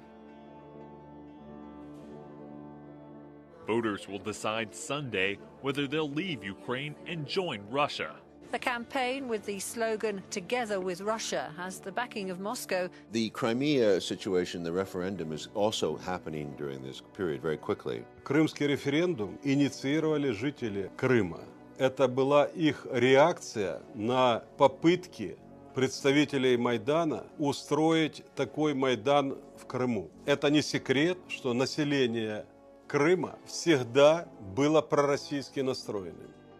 Crimean authorities, sensing the mood of the populace, fully supported Viktor Yanukovych's decision to postpone the 2013 European Union Association deal and side deeper ties to Russia. As the events in Kiev took their course, Crimean authorities issued a declaration, putting into words the fears of its people. Based on the will of the Crimeans who elected us, we declare that we will not give Crimea to extremists and neo-Nazis seeking to seize power in Ukraine at the cost of the blood of the country and its citizens. After the regime change in Kiev, rumors began spreading in Crimea that the new authorities would be merciless to those that oppose them. Слава Україні! This led to the pro-Russian demonstrations rejecting the new government in Kiev. On February 27th, the government buildings in the capital of Crimea were seized by pro-Russian protesters. The current Crimean government was dismissed, and the new leader, Sergei Aksyonov, was assigned as the leader of the Crimean Autonomous Republic. У них, конечно, надежда была, и они обращались к российскому руководству, чтобы их защитили. On March 16th, the Crimean referendum was held, and the people voted to leave Ukraine and enter the Russian Federation. The situation in Crimea is being presented as a Russian invasion. And again, nobody who looks at this seriously and looks at the poll numbers, some of the poll numbers done by the US government agencies themselves, showing that the people of Crimea preferred being part of Russia. In the US news media, it has all been presented as the Russians invaded, they then staged a sham election with people with guns at their backs. Somehow they faked the ballot boxes to get 96% approval for rejoining Russia. The idea of a referendum in Crimea is just quite simply unconstitutional. It does raise questions on whether this vote really is free and fair, especially given the heavy military presence in Crimea right now, Errol. So that's how it's been sold to the American people. The reality is very different. The atmosphere here certainly is electric. Thousands of people who've gathered in the capital Crimean city of Simferopol. All of this following a referendum held last Sunday in which the majority of people here overwhelmingly voted in support of being reunited with Russia. Я бы хотел спросить, что такое демократия? Демократия – это политика, основанная на воле народа. Как выясняется воля народа? В современном мире с помощью голосования. Люди пришли свыше 90%, и свыше 90% проголосовали за присоединение к России. Нужно уважать выбор людей. Не подстраивать каждый раз под свои геополитические интересы, международное право и принципы демократии. У нас не было там никаких боевых действий. Там никто не стрелял. Никто никого не убивал. What is described in the West as a Russian invasion of Crimea is, in fact, the presence of Russian soldiers in Crimea. Can you clarify that? Российские солдаты в Крыму, как говорят, были испокон веков. Потому что база Черноморского флота была в Крыму. As long ago as 1804, Sevastopol's naval base became the main military port of the Russian Empire on the Black Sea. During the Second World War, the heroic defense of Sevastopol lasted almost a year and took hundreds of thousands of lives. Therefore, the naval base in Crimea has a legacy of historical pride for the Russian Black Sea Fleet, as well as being of huge strategic importance.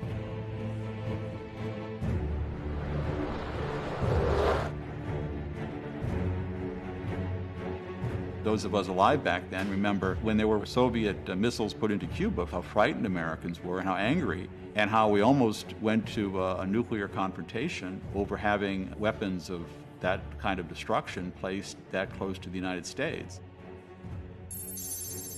If the United States considers Cuba to be in its backyard, then Crimea lays at Russia's doorstep. the consequences of a U.S. seizure of the base or a NATO base? Очень тяжелые. Потому что сама по себе база ничего не значит. Но вот чтобы я хотел отметить один нюанс. Почему мы так остро реагируем на расширение НАТО? Нас беспокоит практика принятия решений. Я знаю, как принимаются. Когда страна становится членом НАТО, ей уже очень трудно сопротивляться давлению со стороны такой крупной страны, лидера НАТО, как США. И там легко может появиться все, что угодно. Система противоракетной обороны, и новые базы, и, если потребуется, и новые ударные комплексы. А нам что делать? Мы должны в этой связи предпринимать контрмеры, то есть ставить под удар наших ракетных систем те объекты, которые, по нашему мнению, начинают нам угрожать. Ситуация напрягает. If we are attacked, we would certainly respond. Знаете, мне кажется, я не всегда понимаю логику наших партнеров. Иногда складывается впечатление, что нужно держать в повиновении и наладить дисциплину в своем собственном западном, так называемом, атлантическом лагере. Для этого нужен внешний враг. При всех опасениях Иран на это не очень тянет. I am concerned about the expansion of NATO. NATO has expanded into 13 countries, up to the borders of Russia. 13 countries. Эта тема очень опасная. Это тема войны. Вообще, война между Россией и Соединенными Штатами вообще это безумие.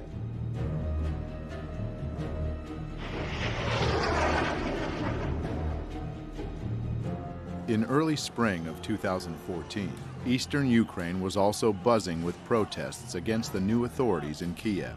This region, with the population close to Russia geographically and culturally, feared that the ultra-right leanings of the newly formed government would bring neo-nationalism to their lands. And they had their reasons. The status of the Russian language in Ukraine has been a stumbling block for many years. Implementing Russian as a second state language was one of the main campaign promises of President Viktor Yanukovych. In 2012, the Yanukovych government passed a law making it the second official language in the southern and eastern parts of Ukraine, the areas where the Russian-speaking population makes up a majority. Ukrainian nationalist groups initiated massive protests opposing the law. An observing viewer might see some familiar faces there.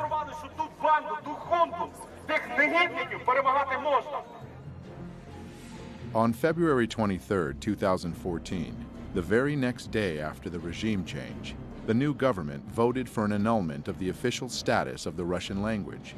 And even though later this decision was vetoed by the acting president, Alexander Turchinov, it still sent a message, and a powerful one.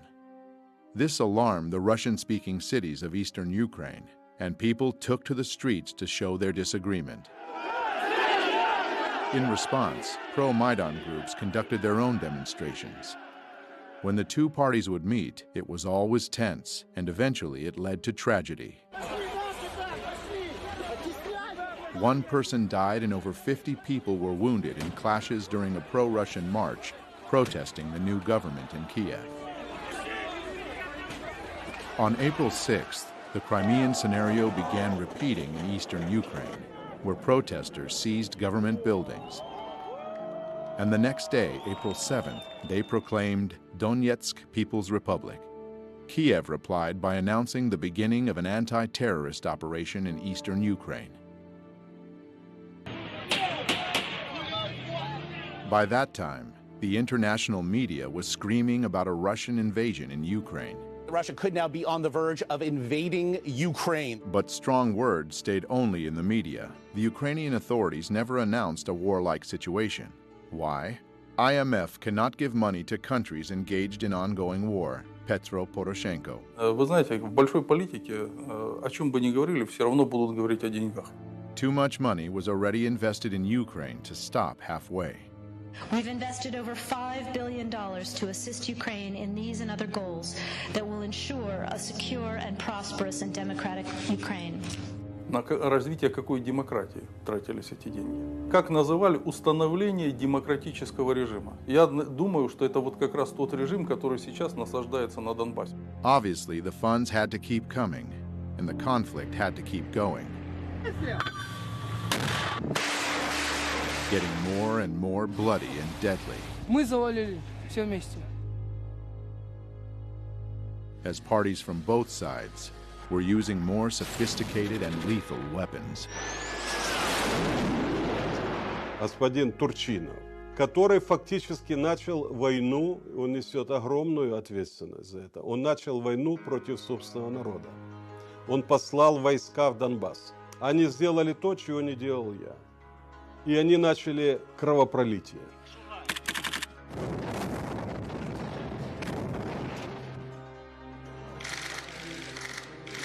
The world seemed too busy welcoming this new democracy in Kiev to notice what was being done as it spread its wings over the country.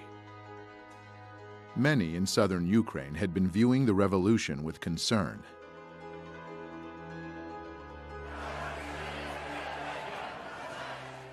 And an anti-Maidan movement formed in the city of Odessa in early January 2014. The protesters set up their camp in front of the Trade Union House, a building which would soon become a monument to a massacre of its own. It's difficult to overestimate the importance of Odessa. It is strategically located on the Black Sea, and it's Ukraine's largest seaport.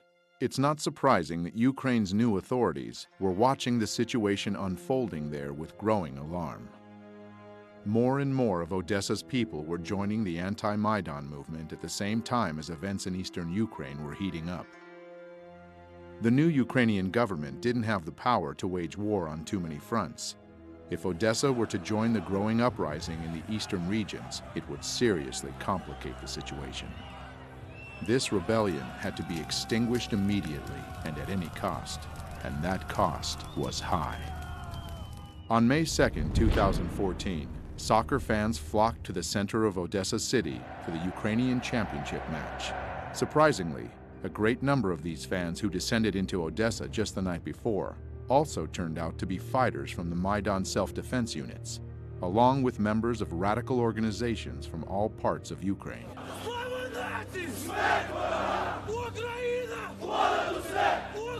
These fans, masked, armed, and shouting nationalist mottos, began disturbances in the center of the city as they marched to the anti-Maidan tent encampment, where they attacked.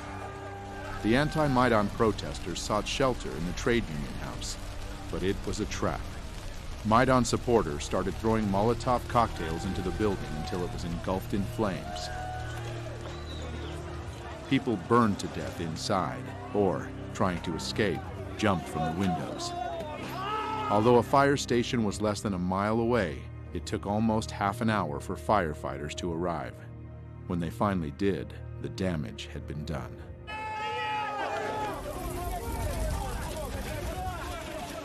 But here's an intriguing fact. Just a few days before those dreadful events, a messenger from Maidan, Andriy Perubi, made a visit to Odessa. It's an interesting coincidence that some of the people he met with in Odessa were seen at the scene that fateful day.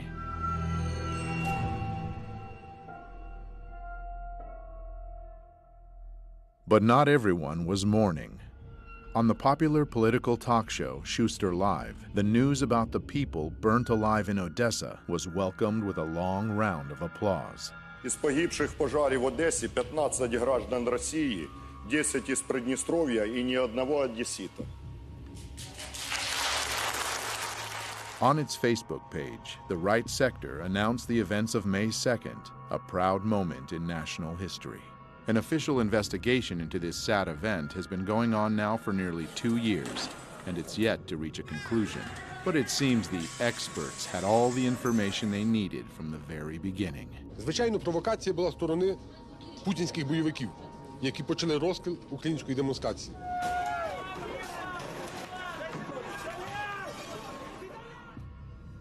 It looks like Odessa really is a very important piece of real estate, as it was honored with a very special new governor appointed on May 30th of 2015. Mikhail Saakashvili, an old friend of the United States and born and raised in Ukraine's neighboring country, Georgia. A little hoedown there in Georgia. A quick look at his biography gives one an understanding that he's been groomed for a special mission. Mr. Saakashvili received a U.S. State Department scholarship, and he worked for a New York law firm which represented the organization Kamara, a group that appeared earlier when we learned about the color revolutions. We are dealing with democratic, bloodless revolution. This is the Revolution of Roses, and this is Mikhail Saakashvili with Kamara, busy overthrowing the legitimately elected president, Eduard Shevardnadze. Remove the government by peaceful means. That's classics, you're really European, I'm proud. Soon after the Rose Revolution blossomed fully, Georgia announced its intentions to join NATO and plant fresh NATO military bases in the fertile soil right on Russia's border. Never ever we will give our freedom and independence. Never ever will give any piece of our territory. Saakashvili's mission was accomplished, at least with his friends in NATO. The Georgian populace wasn't quite as happy, though. In 2007, they took to the streets to voice discontent, and Mr. Saakashvili responded with force. The people's discontent grew. Saakashvili's party lost parliamentary elections, and the opposition took control. He said this means that the parliamentary majority should set up a new government and me as the president, according to our constitution. Mikhail decided not to wait for the results of the president's election and fled the country in October 2013. In 2014, Saakashvili refused summons to appear in court as a witness in several criminal cases. Later that same year, he was accused of misuse of power and embezzlement. Saakashvili wound up in the U.S., and soon his friends in Washington found him a new assignment. Mikhail actively supported Maidan, and very soon was rewarded with a high position in the new Ukrainian government. First as the president's counselor, and then as the governor of Odessa. The day before taking this position, he renounced his citizenship to Georgia, the country of his birth, and became a Ukrainian citizen. Я навсегда останусь гордым гражданином моей гордой родины. Гордым гражданином моей гордой родины. As they say, the battle is worth the blood, both literally and figuratively. Я прекрасно знаю реальную цену реформ господина Саакашвили. Я прекрасно знаю то, что он на Украине на самом деле является частью проекта, который нужно осуществить Украине определенным силам. Jeffrey Payet, the U.S. ambassador to Ukraine, paid a visit to Saakashvili just a month after he took office in Odessa. But as long as the Oblast administration is delivering results on Ukraine, you are going to see a steady flow of embassy and Washington visitors coming here. The meeting was fruitful, and Jeffrey generous. No matter how well Saakashvili's job goes, it looks like he shouldn't be worried about his own finances. On his Facebook page, he posted an official document showing that the new governor of Odessa gets a pretty penny from Washington, almost $200,000 a year. For comparison, the governor of Maine gets $70,000 a year. So if Odessa became a new U.S. state, it would be at the top of the list. Mr. Saakashvili should feel right at home in his newly adopted country. He is best of friends with fellow color revolutionary leader Viktor Yushchenko, who's the godfather of his son. Губернатором Одесской области назначен бывший президент Саакашвили. Это просто плевок, оскорбление одесситам, да и всему украинскому народу. И ему не дали даже рабочую визу в США. Университеты, в которых его пытались трудоустроить, не захотели его брать на постоянную работу. Значит, а исполнять обязанности губернатора Одессы он может. А что, нет порядочных, профессиональных и способных выполнять такую работу украинцев?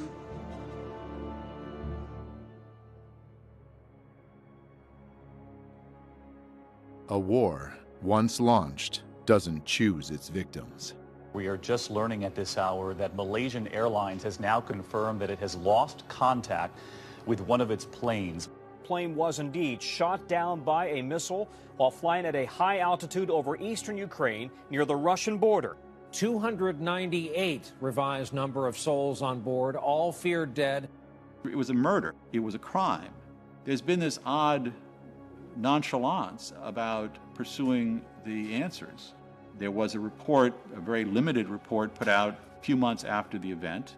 But since then, they said the next report will be on the first anniversary of the event.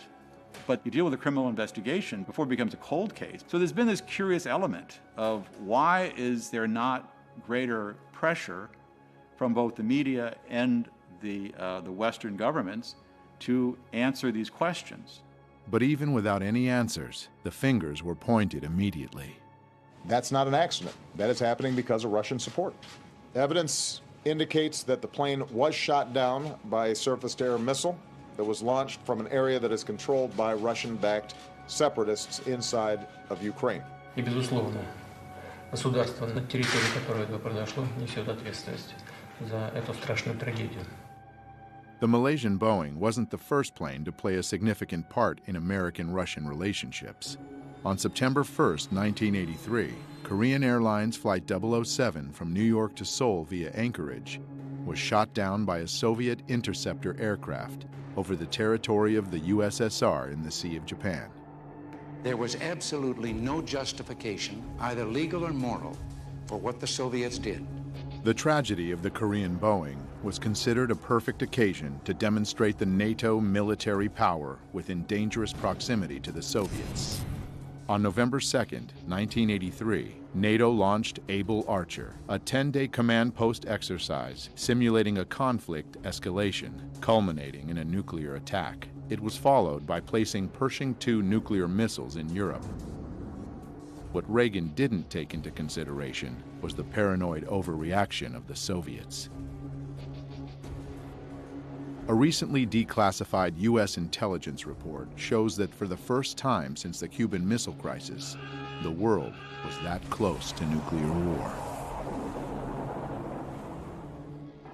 Just like in 1983, the Malaysian Boeing crash was leveraged against the enemy. A new wave of sanctions hit Russia immediately after the tragedy. The United States is imposing new sanctions in key sectors of the Russian economy. Almost a year and 3 months later, the Dutch Safety Board published a report. Ladies and gentlemen, flight MH17 crashed because of a 9N314M warhead detonated outside the aeroplane above the left side of the cockpit. The report didn't blame any specific group or person and estimated a very wide area of 320 kilometers as a zone from which the missile was fired. At the same time, the Russian producer of Buk missiles, Almaz-Antey, conducted its own independent investigation. Результаты эксперимента полностью опровергли выводы голландской комиссии о типе ракеты и месте запуска.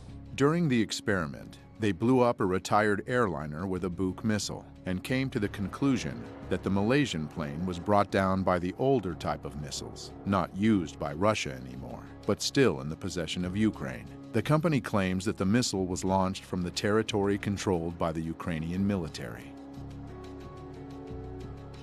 One would expect that these controversial results would again stir up public interest in the investigation, but the tragedy of Malaysian flight MH17 had already played its role in the big geopolitical game. Therefore, it was soon forgotten. The goal was achieved. After the third wave of sanctions hit Russia, the tensions between the two countries skyrocketed. So the question presents itself: are we truly witnessing the beginning of Cold War 2.0? And if so, what are our chances to survive at this time?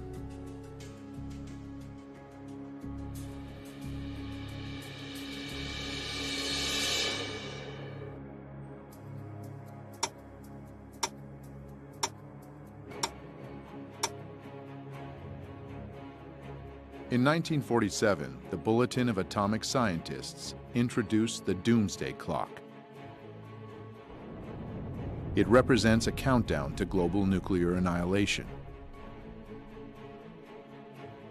In 1953, during the height of the Cold War, it came its closest to midnight as the superpowers were creating massive nuclear arsenals. This is the story of America's ever-expanding atomic weapons program. As the world began to grasp the insane danger of nuclear warfare and took measures to control the arms race, the situation steadily improved. In 1991, the doomsday clock was at its furthest from midnight, 17 minutes. That time of hope was short-lived, though, as the world has become more and more unstable. But in 2015, the Bulletin of Atomic Scientists moved the clock to just 3 minutes to midnight. Today, unchecked climate change and a nuclear arms race resulting from modernization of huge arsenals pose extraordinary and undeniable threats to the continued existence of humanity. The United States and Russia have embarked on massive programs to modernize their nuclear arsenals, undermining existing nuclear weapons treaties.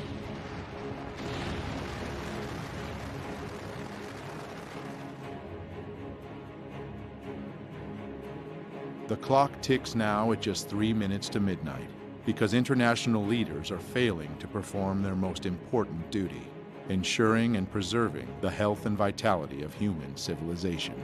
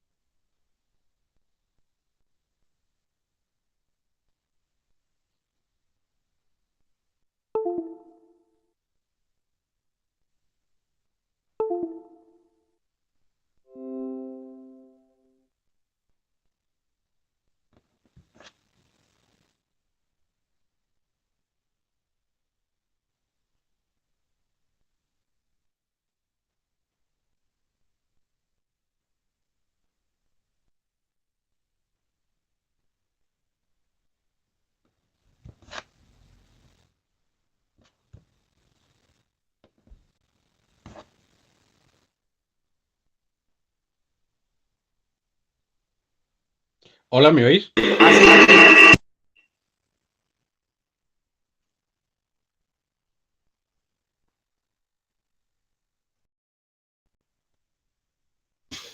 Hola, Ramón. Hola, ¿qué hay? ¿Me oís? Sí, sí. Vale. Vale, Ramón, nos escuchas perfectamente, ¿no?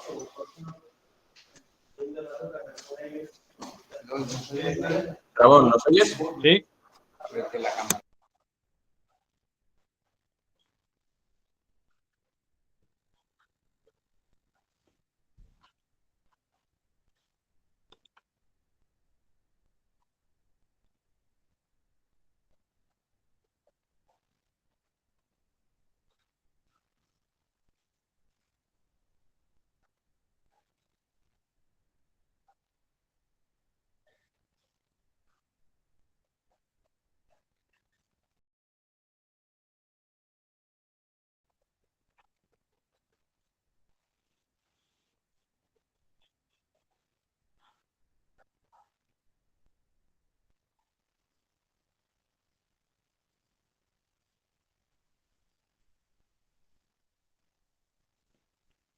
Vale, Ramón.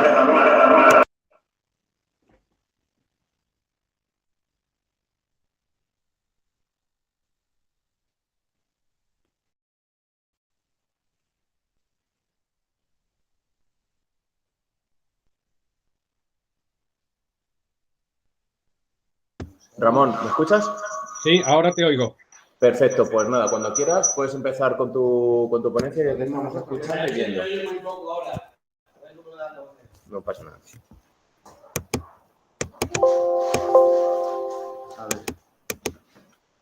Adelante, Ramón. Ya, pero ya estáis. Es que no veo nada, no veo a nadie. O sea, ahora te veo. ¿Me oís?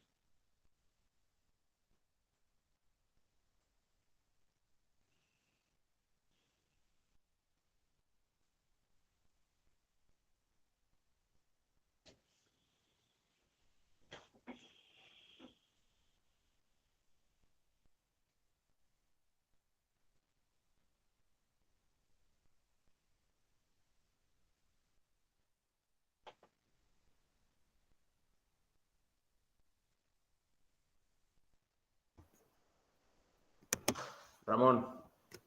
¿Sí? Puedes empezar cuando quieras, que ya te estamos escuchando y viendo. Vale. Bueno, no he podido ver el documental, entonces gracias por invitarme de todas maneras, pero luego si tengo tiempo en algún momento ya le veré. Me parece que es el documental de Oliver Stone, ¿no? Sí. Sí. Bueno, sé algo de él, pero no mucho. No mucho. Bueno, la idea, yo no sé, creo que tengo un cuarto de hora o una cosa así aproximadamente, ¿no? Sí. Vale, no sé si habéis empezado algún debate o por dónde vais realmente. El punto de vista que yo quería introducir es que creo que este conflicto ha sido muy mediatizado por las propagandas de guerra. Entonces, el problema es que las propagandas de guerra en este tipo de situaciones y en general, aunque no haya guerra, suele pasar con frecuencia, pero más en tiempos de guerra, pues hablan de verdades, pero lo hacen de una manera demasiado hollywoodense, por llamar de alguna manera. Es decir, como si hay unos buenos en un lado y unos malos en otros. Sobre todo hablando más de verdades y en realidad no se trata de aquí, de eso, no hay verdades, no hay ni buenos ni malos, ni verdades ni mentiras, hay medias verdades. Y se habla de las cosas ocultando las partes que interesan y no hablando realmente de toda la realidad y de todo el contexto. Se hablan de ciertos problemas y de ciertas historias y se ocultan deliberadamente otras que son fundamentales para entender el problema. Lo primero que hay que hacer para analizar el conflicto de lo que ha ocurrido en Ucrania es que primero no es reciente, ni siquiera tiene 7, 8 años, como dicen algunos, es un problema con raíces históricas muy largas y muy importantes y de mucho tiempo, algunas de siglos. Hay una serie de países implicados, no solamente lo que podíamos decir Ucrania y Rusia, sino otros del este, con intereses en la zona, con realidades históricas incluso, no solamente intereses en la zona, cuyos puntos de vista no han sido tenidos en cuenta en el sentido peyorativo de la expresión, porque están teniendo una enorme influencia. Y esto es importante tener en cuenta. Es decir, no es una realidad en la que se hayan tenido en cuenta la posición de todos los actores. Luego, además, hay un problema de fondo muy importante, sobre todo para los europeos occidentales. Los europeos occidentales tenemos una visión de las fronteras y de las realidades nacionales condicionadas por nuestra experiencia, en que nuestras fronteras prácticamente no se han movido en 400 o 500 años, o muy poco. Mientras que en esas zonas de los países eslavos, en concreto Ucrania, pero podíamos incluir a Polonia, podíamos incluir a Eslovaquia, Hungría, todo lo que fue el imperio austrohúngaro, en realidad, y la mayor parte del imperio ruso de esa zona, en las que las fronteras han estado cambiando continuamente en los últimos siglos de manera extraordinaria. Pero no solamente cambiando, apareciendo y desapareciendo países, y apareciendo o tomando conciencia de comunidades que siempre han estado ahí, pero que no se las ha tenido en cuenta. Quiero decir que cogemos la región que cojamos de esa zona, podemos encontrar una realidad de una mezcolanza de pueblos, de culturas, de religiones, de lenguas, tremenda. Y eso condiciona mucho la historia. Entre otras cosas, porque son zonas con un auge nacionalista, en el sentido peyorativo de la expresión, muy importante, y hay una tendencia natural a ignorarse unas a otras. Es decir, hay una especie de riesgo, para decirlo en pocas palabras, de balcanización de toda esa área, muy parecida a lo que pasó en Yugoslavia. Es decir, no solamente porque haya esos enfrentamientos, sino porque cuando uno intenta de alguna manera separar a esos sentimientos nacionales, en algunas zonas es extraordinariamente difícil, porque no hay manera. Entonces, simplificando un poco, en el caso de Ucrania hay que establecer una línea divisoria clarísima en torno al río Dnieper. El río Dnieper, de la parte del río Dnieper hacia occidente, es lo que podríamos decir, simplificando mucho, porque hay muchas realidades ahí, que es lo que ha sido una zona tradicionalmente de influencia occidental europea, y del río Dnieper hacia el este es una zona tradicionalmente que podríamos decir prorrusa, rusófila, de influencia rusa desde toda la vida de Dios, de siglos, no desde la época soviética, sino anterior incluso, y en el que las minorías rusas en algunas oblasts, como se llaman allí las regiones, en algunos oblasts son bastante importantes. O sea, lo de que el hecho de que haya una guerra especialmente en Lugansk y en Donetsk, en el Donbass, como se dice habitualmente, tiene que ver con que la mayoría rusófila en esas zonas es extraordinariamente grande, pero no solamente ahí, lo ha habido en otras zonas. Otra cosa es que, por ejemplo, Putin, que se ha equivocado en algunas cosas o en muchas cosas en esta guerra, entre otras en invadir, porque este tema se debía haber solucionado de otra manera, Putin ha calculado mal. Putin ha calculado que si invadía los oblasts del este, las minorías rusas, que son, o mayorías en algunos casos, muy importantes, probablemente se iban a levantar y se iban a poner de su lado. Eso no ha ocurrido. Lo cual no quiere decir que sean prooccidentales, pero digamos de alguna manera que las minorías prorrusas o los rusófilos de esas zonas no han aceptado o no han empatizado o simpatizado con una solución militar del problema.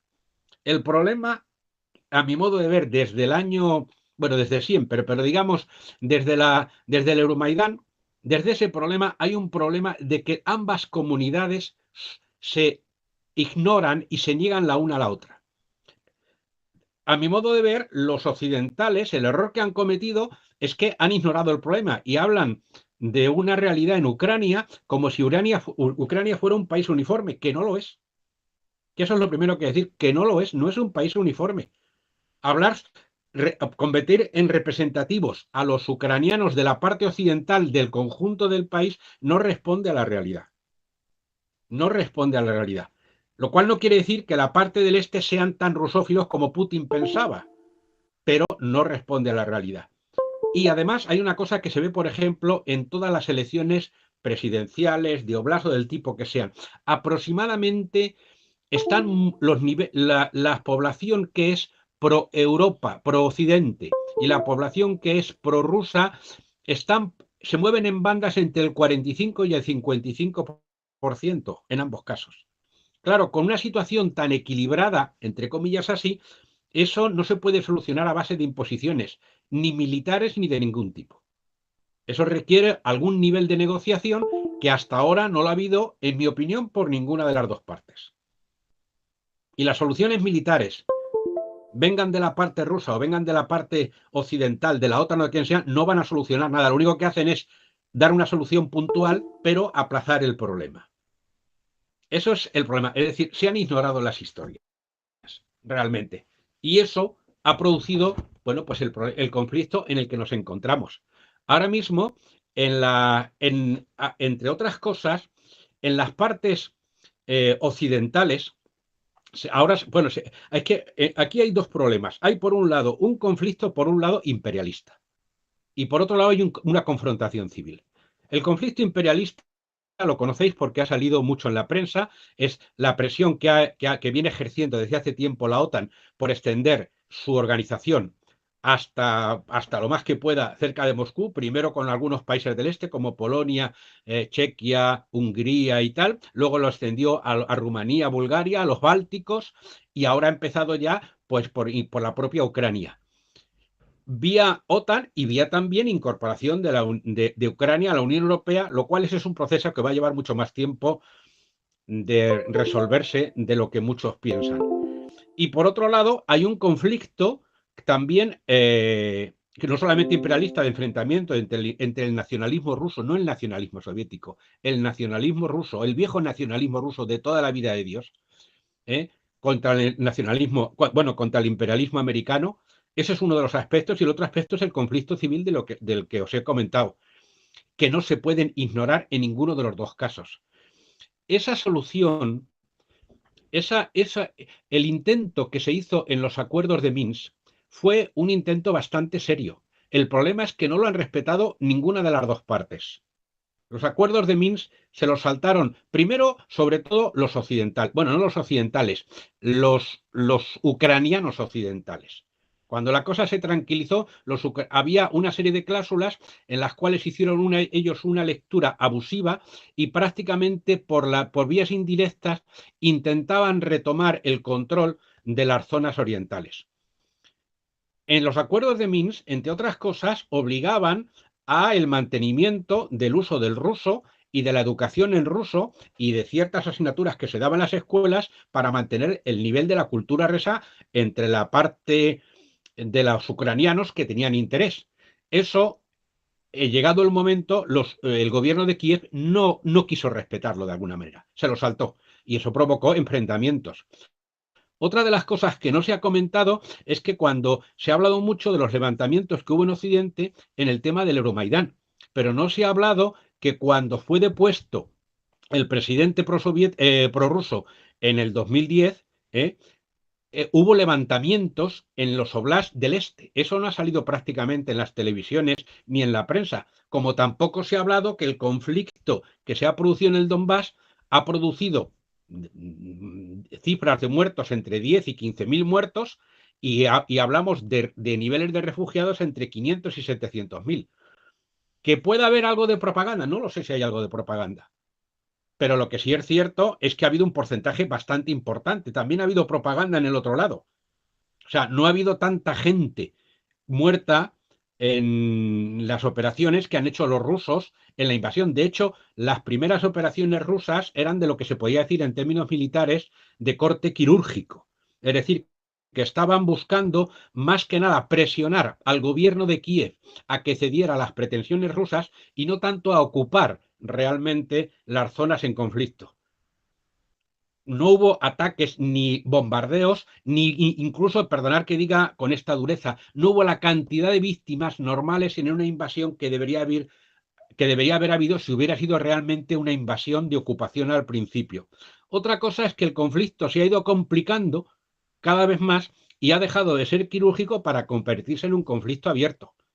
Aún así, los rusos no se han lanzado con la rotundidad que sería. Es decir, los rusos parecen haber ido adaptando sus reivindicaciones a la realidad del conflicto y al hecho de que la parte de la población ucraniana que sería prorrusa no lo ha recibido al ejército ruso con ¿cómo decirlo?, con el nivel de adhesión que esperaban los rusos, podríamos decir. Lo cual no quiere decir que sean prooccidentales, pero no han estado por la labor.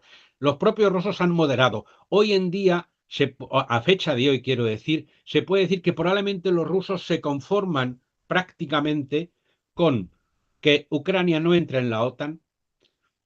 Ahora, incluso hasta no hace mucho, pretendían que no entren en la Unión Europea. Parece que ahora admiten que entren en la Unión Europea. Probablemente también porque la posibilidad real de que Ucrania entre en la Unión Europea, incluso aunque no haya oposición rusa, va a llevar bastante tiempo. Recordar que los países de los Balcanes, de la antigua Yugoslavia, que todavía no han entrado, algunos tienen una petición de adhesión que lleva 20 años esperando, por no hablar de la turca. O sea que la petición ucraniana por problemas técnicos y económicos, en el mejor de los casos, va a llevar 20 o 30 años, dándose bien. O sea que eso no va a solucionarse, con lo cual esa reivindicación rusa no está bien. Y otra sería el tema del Donbass. En el tema del Donbass, los rusos parece que la idea que tenían de crear en la intervención militar quirúrgica del principio de este conflicto, de crear un gobierno títere en Kiev, ahora más bien lo reducen a la zona del Donbass. Es decir, podrían apostar o bien por una independencia o por una especie no voy a decir autonomía, una especie de situación federal, pero un grado altísimo de autonomía. Yo lo veo difícil. Lo mismo que veo, no difícil, imposible el retorno de Ucrania. De Crimea. En el caso de Crimea no hay posibilidades ningunas porque lo de Crimea es algo absolutamente surrealista.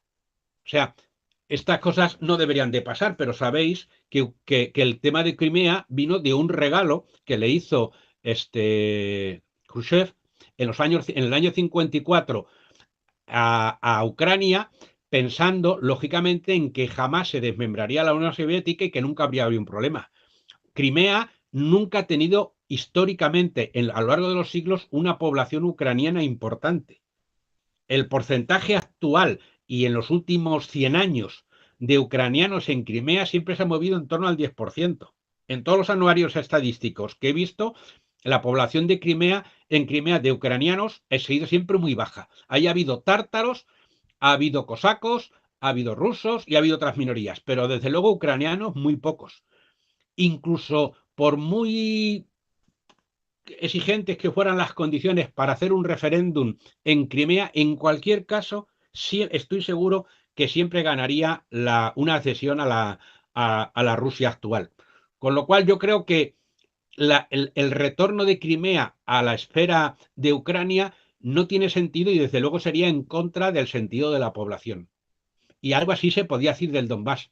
El problema es que las posiciones en estos momentos están enfrentadas por nacionalismos de los ucranianos más radicales y del nacionalismo ruso, que hay que estar ahí porque es el que ha movido a Putin. El Putin, se equivocan los que piensan o los que miran con nostalgia como si fuera algo de la antigua, como si la Rusia actual reivindicara los valores progresistas de la Revolución de Octubre. No es el caso. O sea, el modelo actual de Rusia lo que recupera es el antiguo nacionalismo ruso, esas aspiraciones, que es la que hay y las que ha mantenido, y además no es que lo estoy diciendo yo, es que el propio Putin, cuando se miran sus declaraciones, se da uno cuenta que es lo que está reivindicando. Entonces, ese tipo de conflictos a fecha de hoy tienen mal arreglo en el plan que están, porque lo que han vuelto esos nacionalismos en todos esos países es a posicionamientos que son más propios de una visión típica del siglo XIX que no de una visión del siglo XXI, o por lo menos posterior a la de la Segunda Guerra Mundial. Yo veo unas posiciones bastante irracionales y desde luego la entrada o la participación en el problema de la OTAN y de Occidente no está introduciendo ni posiciones pacíficas ni nada por el estilo. Está haciendo añadiendo más leña, más gasolina al problema, más que realmente soluciones. No sé si lo he dicho de una manera demasiado desordenada o si queréis que tocáramos algunos aspectos o algunos temas un poco más en concreto, porque tampoco tengo mucho tiempo, me parece. No sé si me he pasado. No, está bien, Ramón. Yo tengo una pregunta. Sí, creo que se me oye, Ramón, ¿verdad? Sí, ¿Me oyes? Sí, Vale. te oigo. Sí, yo tengo una consulta. Una de las cosas que decía Putin y que hemos podido comprobar durante el documental con las movilizaciones del Euromaidan que se han ido dando entre 2013 y 2014, ha habido un acúmulo de un pensamiento muy nacionalista ucraniano y que además es un movimiento nacionalista bastante histórico, ya que en la Segunda Guerra Mundial, durante el 39, 40, 41 hubo asesinatos de polacos, judíos y otras minorías étnicas en Ucrania a través de organizaciones nacionalistas ucranianas. El mayor líder que nos han planteado es el famosísimo Stefan Bandera, que fue como proclamado héroe ucraniano por uno de los dirigentes, por uno de los presidentes ucranianos, por uno de ellos, ¿no? El de que salió en 2009. Y bueno, pues una de las cosas que decía Putin era la necesidad de desnazificar el país ucraniano porque habían invadido los nazis o los neonazis tanto el ejército como la política ucraniana, sobre todo en la zona oeste del país. ¿Qué opinas tú sobre estas declaraciones y sobre la posibilidad o si es una realidad o simplemente es una excusa más que puede poner Putin para decir, pues entro en este país con la excusa de desnazificarlo? ¿Qué opinas, Ramón? Es que eso lo utiliza Putin porque ese fue el mensaje que se utilizó durante la Segunda Guerra Mundial. Durante la Segunda Guerra Mundial, a pesar de que el ejército, que Rusia o la Rusia soviética de Stalin había llegado a un pacto con los nazis para repartirse Polonia y otras zonas, luego cuando ya fue invadida, lanzó una campaña, una gran guerra, en la que realmente lo que lo convirtió fue en una guerra contra los nazis, y así lo ha vendido históricamente hasta hoy día, no solamente en la época soviética. En la zona de Ucrania, ahí hubo una organización patriótica que se creó después, en los años 20, que luego de ella se desgajó una parte, que fue la parte más extremista de derechas, por decirlo así, que fue la de Stefan Bandera. Cuando los nazis invadieron Ucrania, esta gente se puso al lado de los nazis, inmediatamente. Esto es un hecho histórico reconocido. Me refiero de esas dos organizaciones que se desgajaron, que no me acuerdo el nombre exacto de la organización. La parte de Stefan Bandera se puso al lado de los nazis. Y de hecho sirvió, se crearon unidades, esto es real, se crearon unidades ucranianas que fueron extremadamente sangrientas, en concreto con los polacos, que es un caso que yo he conocido bastante bien, pero no solamente con los polacos, con los judíos y con otras minorías. Intervinieron directamente y no solamente a la fuerza, como pueden haber dicho algunos otros. O sea, hubo fuerzas que intervinieron y que combatieron del lado de los nazis. Sin embargo, a pesar de eso, los nazis no aceptaron las peticiones de Stefan Bandera, al cual lo metieron en la cárcel. Stefan Bandera estuvo en la cárcel, yo creo que hasta el año 44, me parece, de los nazis. De los nazis. Sin embargo, aún así, hubo unidades ucranianas en el ejército alemán. Igual que hubo muchas más unidades ucranianas del otro lado en el ejército rojo. La crueldad de ambas fue tremenda. Yo tengo varias experiencias personales y me llama la atención cómo la gente, que ya es muy mayor, algunos ya han muerto, la mayoría ya han muerto, cuando hablan de las invasiones, hablan, por ejemplo, de cuando venían los alemanes y les daba miedo la presencia de los ucranianos entre las fuerzas alemanas. Estoy hablando de ucranianos que han fallecido ya, ¿no? Y a la inversa, lo que más les daba, cuando luego vino el ejército rojo, de lo que temían era de la presencia de ucranianos en el ejército ruso. O sea, han sido demasiado, perdonad la expresión, salvajes en la represión y en la participación unos y otros. Las barbaridades que han hecho unos y otros han sido tremendas y los crímenes que han cometido en grandes masas, no solamente a título individual, sino con órdenes expresas en ambos bandos, han sido tremendos. Yo, en mi opinión, creo que han sido más y más gordos las barbaridades que hicieron los nazis. Pero yo creo que la campaña de Putin de desnazificación es una parte de la propaganda. Otra cosa que es cierto que algunos sectores de los ucranianos que hoy son prooccidentales reivindican la figura de Stefan Bandera. Pero eso no quiere decir que todos los ucranianos que son occidentales o que defienden una independencia y un alejamiento del área de influencia de Rusia, que sean todos defensores de Stefan Bandera. Igual que en España, por ejemplo, no toda la gente de derecha de ese país reivindica a Franco. En este país tenemos un sector, una mitad de la población que vota a la derecha, desgraciadamente, y no creo que podamos decir que a lo mejor los franquistas que puedan ser un 15 o un 20%, por decirlo de alguna manera, si los asociamos a Vox. Claro, el que haya algunos que lo hagan no puedes hacerlo extensivo a todos, pero sí sirve para que los otros, en este caso Putin, lo utilice en su argumentario a la hora de defender ante la población rusa que esto que ha sido una guerra con otros objetivos, ahora lo quiera convertir en una especie de segunda etapa de la guerra que hizo, o de la guerra patria contra los nazis del año 45, o de la Segunda Guerra Mundial. Me parece propio de la propaganda. Lo mismo que algunas de las acusaciones que hacen los otros a la parte prorrusa y a la intervención de Putin también están llenas de elementos de propaganda. O sea, si os fijáis, los telediarios nuestros y los periódicos prácticamente no aportan nada más que noticias desde la perspectiva del lado occidental. No hay ningún tipo de noticias. Es muy raro que llegue alguna noticia con algún punto de vista de lo que está pasando en el otro sitio.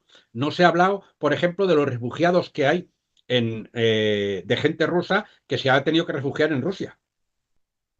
De gente rusa, quiero decir, de gente ucraniana o rusófila que ha tenido que huir o que incluso había huido antes de que empezara el conflicto. Sí, de la zona de Donetsk y de Lugansk. Claro.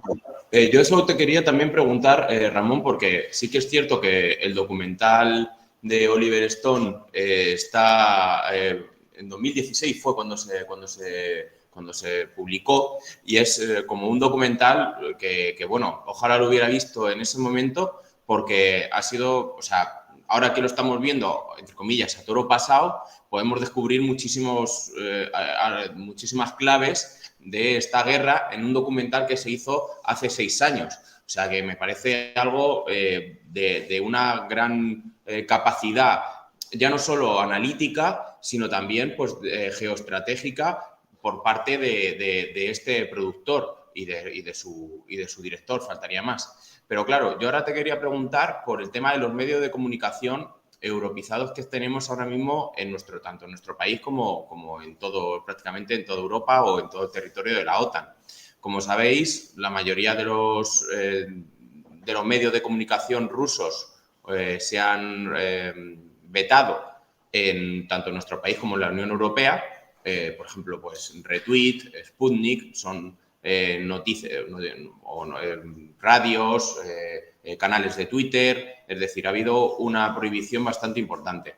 Y me gustaría saber tu opinión sobre este tema, porque, bueno, bajo mi punto de vista, independientemente de la capacidad de manipulación que pueda tener estos grupos de comunicación que son obviamente del lado ruso, siempre también estamos viendo esta manipulación del lado otanista por otros medios de comunicación, como puede ser, por ejemplo, por la CNN o cualquier otro tipo de grupo periodístico que está completamente patrocinado o financiado por Estados Unidos, la OTAN o la Unión Europea. Es que yo estoy de acuerdo con eso que estás diciendo. Es que, primero, los medios occidentales Primero es la censura de guerra, porque es una censura de guerra lo que se ha establecido sobre lo que dicen los medios del otro lado. Pero es que además los medios occidentales no están enviando corresponsales a la otra parte. O sea, lo lógico sería que algunos corresponsales de Occidente entraran por el otro lado y contaran la realidad desde el otro punto de vista. De esa no la están contando. Luego, además, hay problemas bastante graves de verificación de noticias. O sea, muchas de las cosas que han sido noticia en los telediarios de matanzas y de historias no han sido verificadas. O sea, no está clara quién ha sido la autoría. No digo que algunas no hayan sido verdad. Y tampoco se han revelado algunas de las acusaciones en el mismo sentido que se han hecho en el lado contrario. Incluso cuando ha habido periodistas que a título particular han hecho algún tipo de recorridos por las zonas en conflicto y han encontrado otras versiones, no son de alguna, a mi modo de ver, no se están publicitando. O sea que realmente, a pesar de todo lo que presume Occidente de su libertad de prensa, en este caso está funcionando una censura de prensa exageradísima. La gente no tiene una población. Vamos, no hay nada más que ver la principal de todas las, entre comillas, mentiras. O sea, se habla del conflicto como si toda Ucrania fuera un país homogéneo y toda la población ucraniana tuviera un sentimiento nacionalista homogéneo, todos pensaran lo mismo y se hubieran sentido invadidos por los rusos. Y eso no es cierto. Eso no es cierto. O sea, hay sectores que son muy nacionalistas y que se sienten que su país ha sido invadido por un ejército extranjero y hay otros que no lo ven de la misma manera. Y eso no se está viendo, no se está contando. A ese tipo de gente no se le da voz. Claro, eso refleja unos niveles de censura y para mí me parece que es propaganda de guerra lo que estamos viendo. A mí me parece que estamos enrayando, incluso en los debates. Yo veo que en los debates no hay posiciones realmente plurales que aborden todos los aspectos del conflicto. Por supuesto, desde el punto de vista histórico, la versión que se da es una versión demasiado del lado ucraniano, más pro-occidental y más proclive a la incorporación de Ucrania a la esfera occidental y no se daba la visión del otro.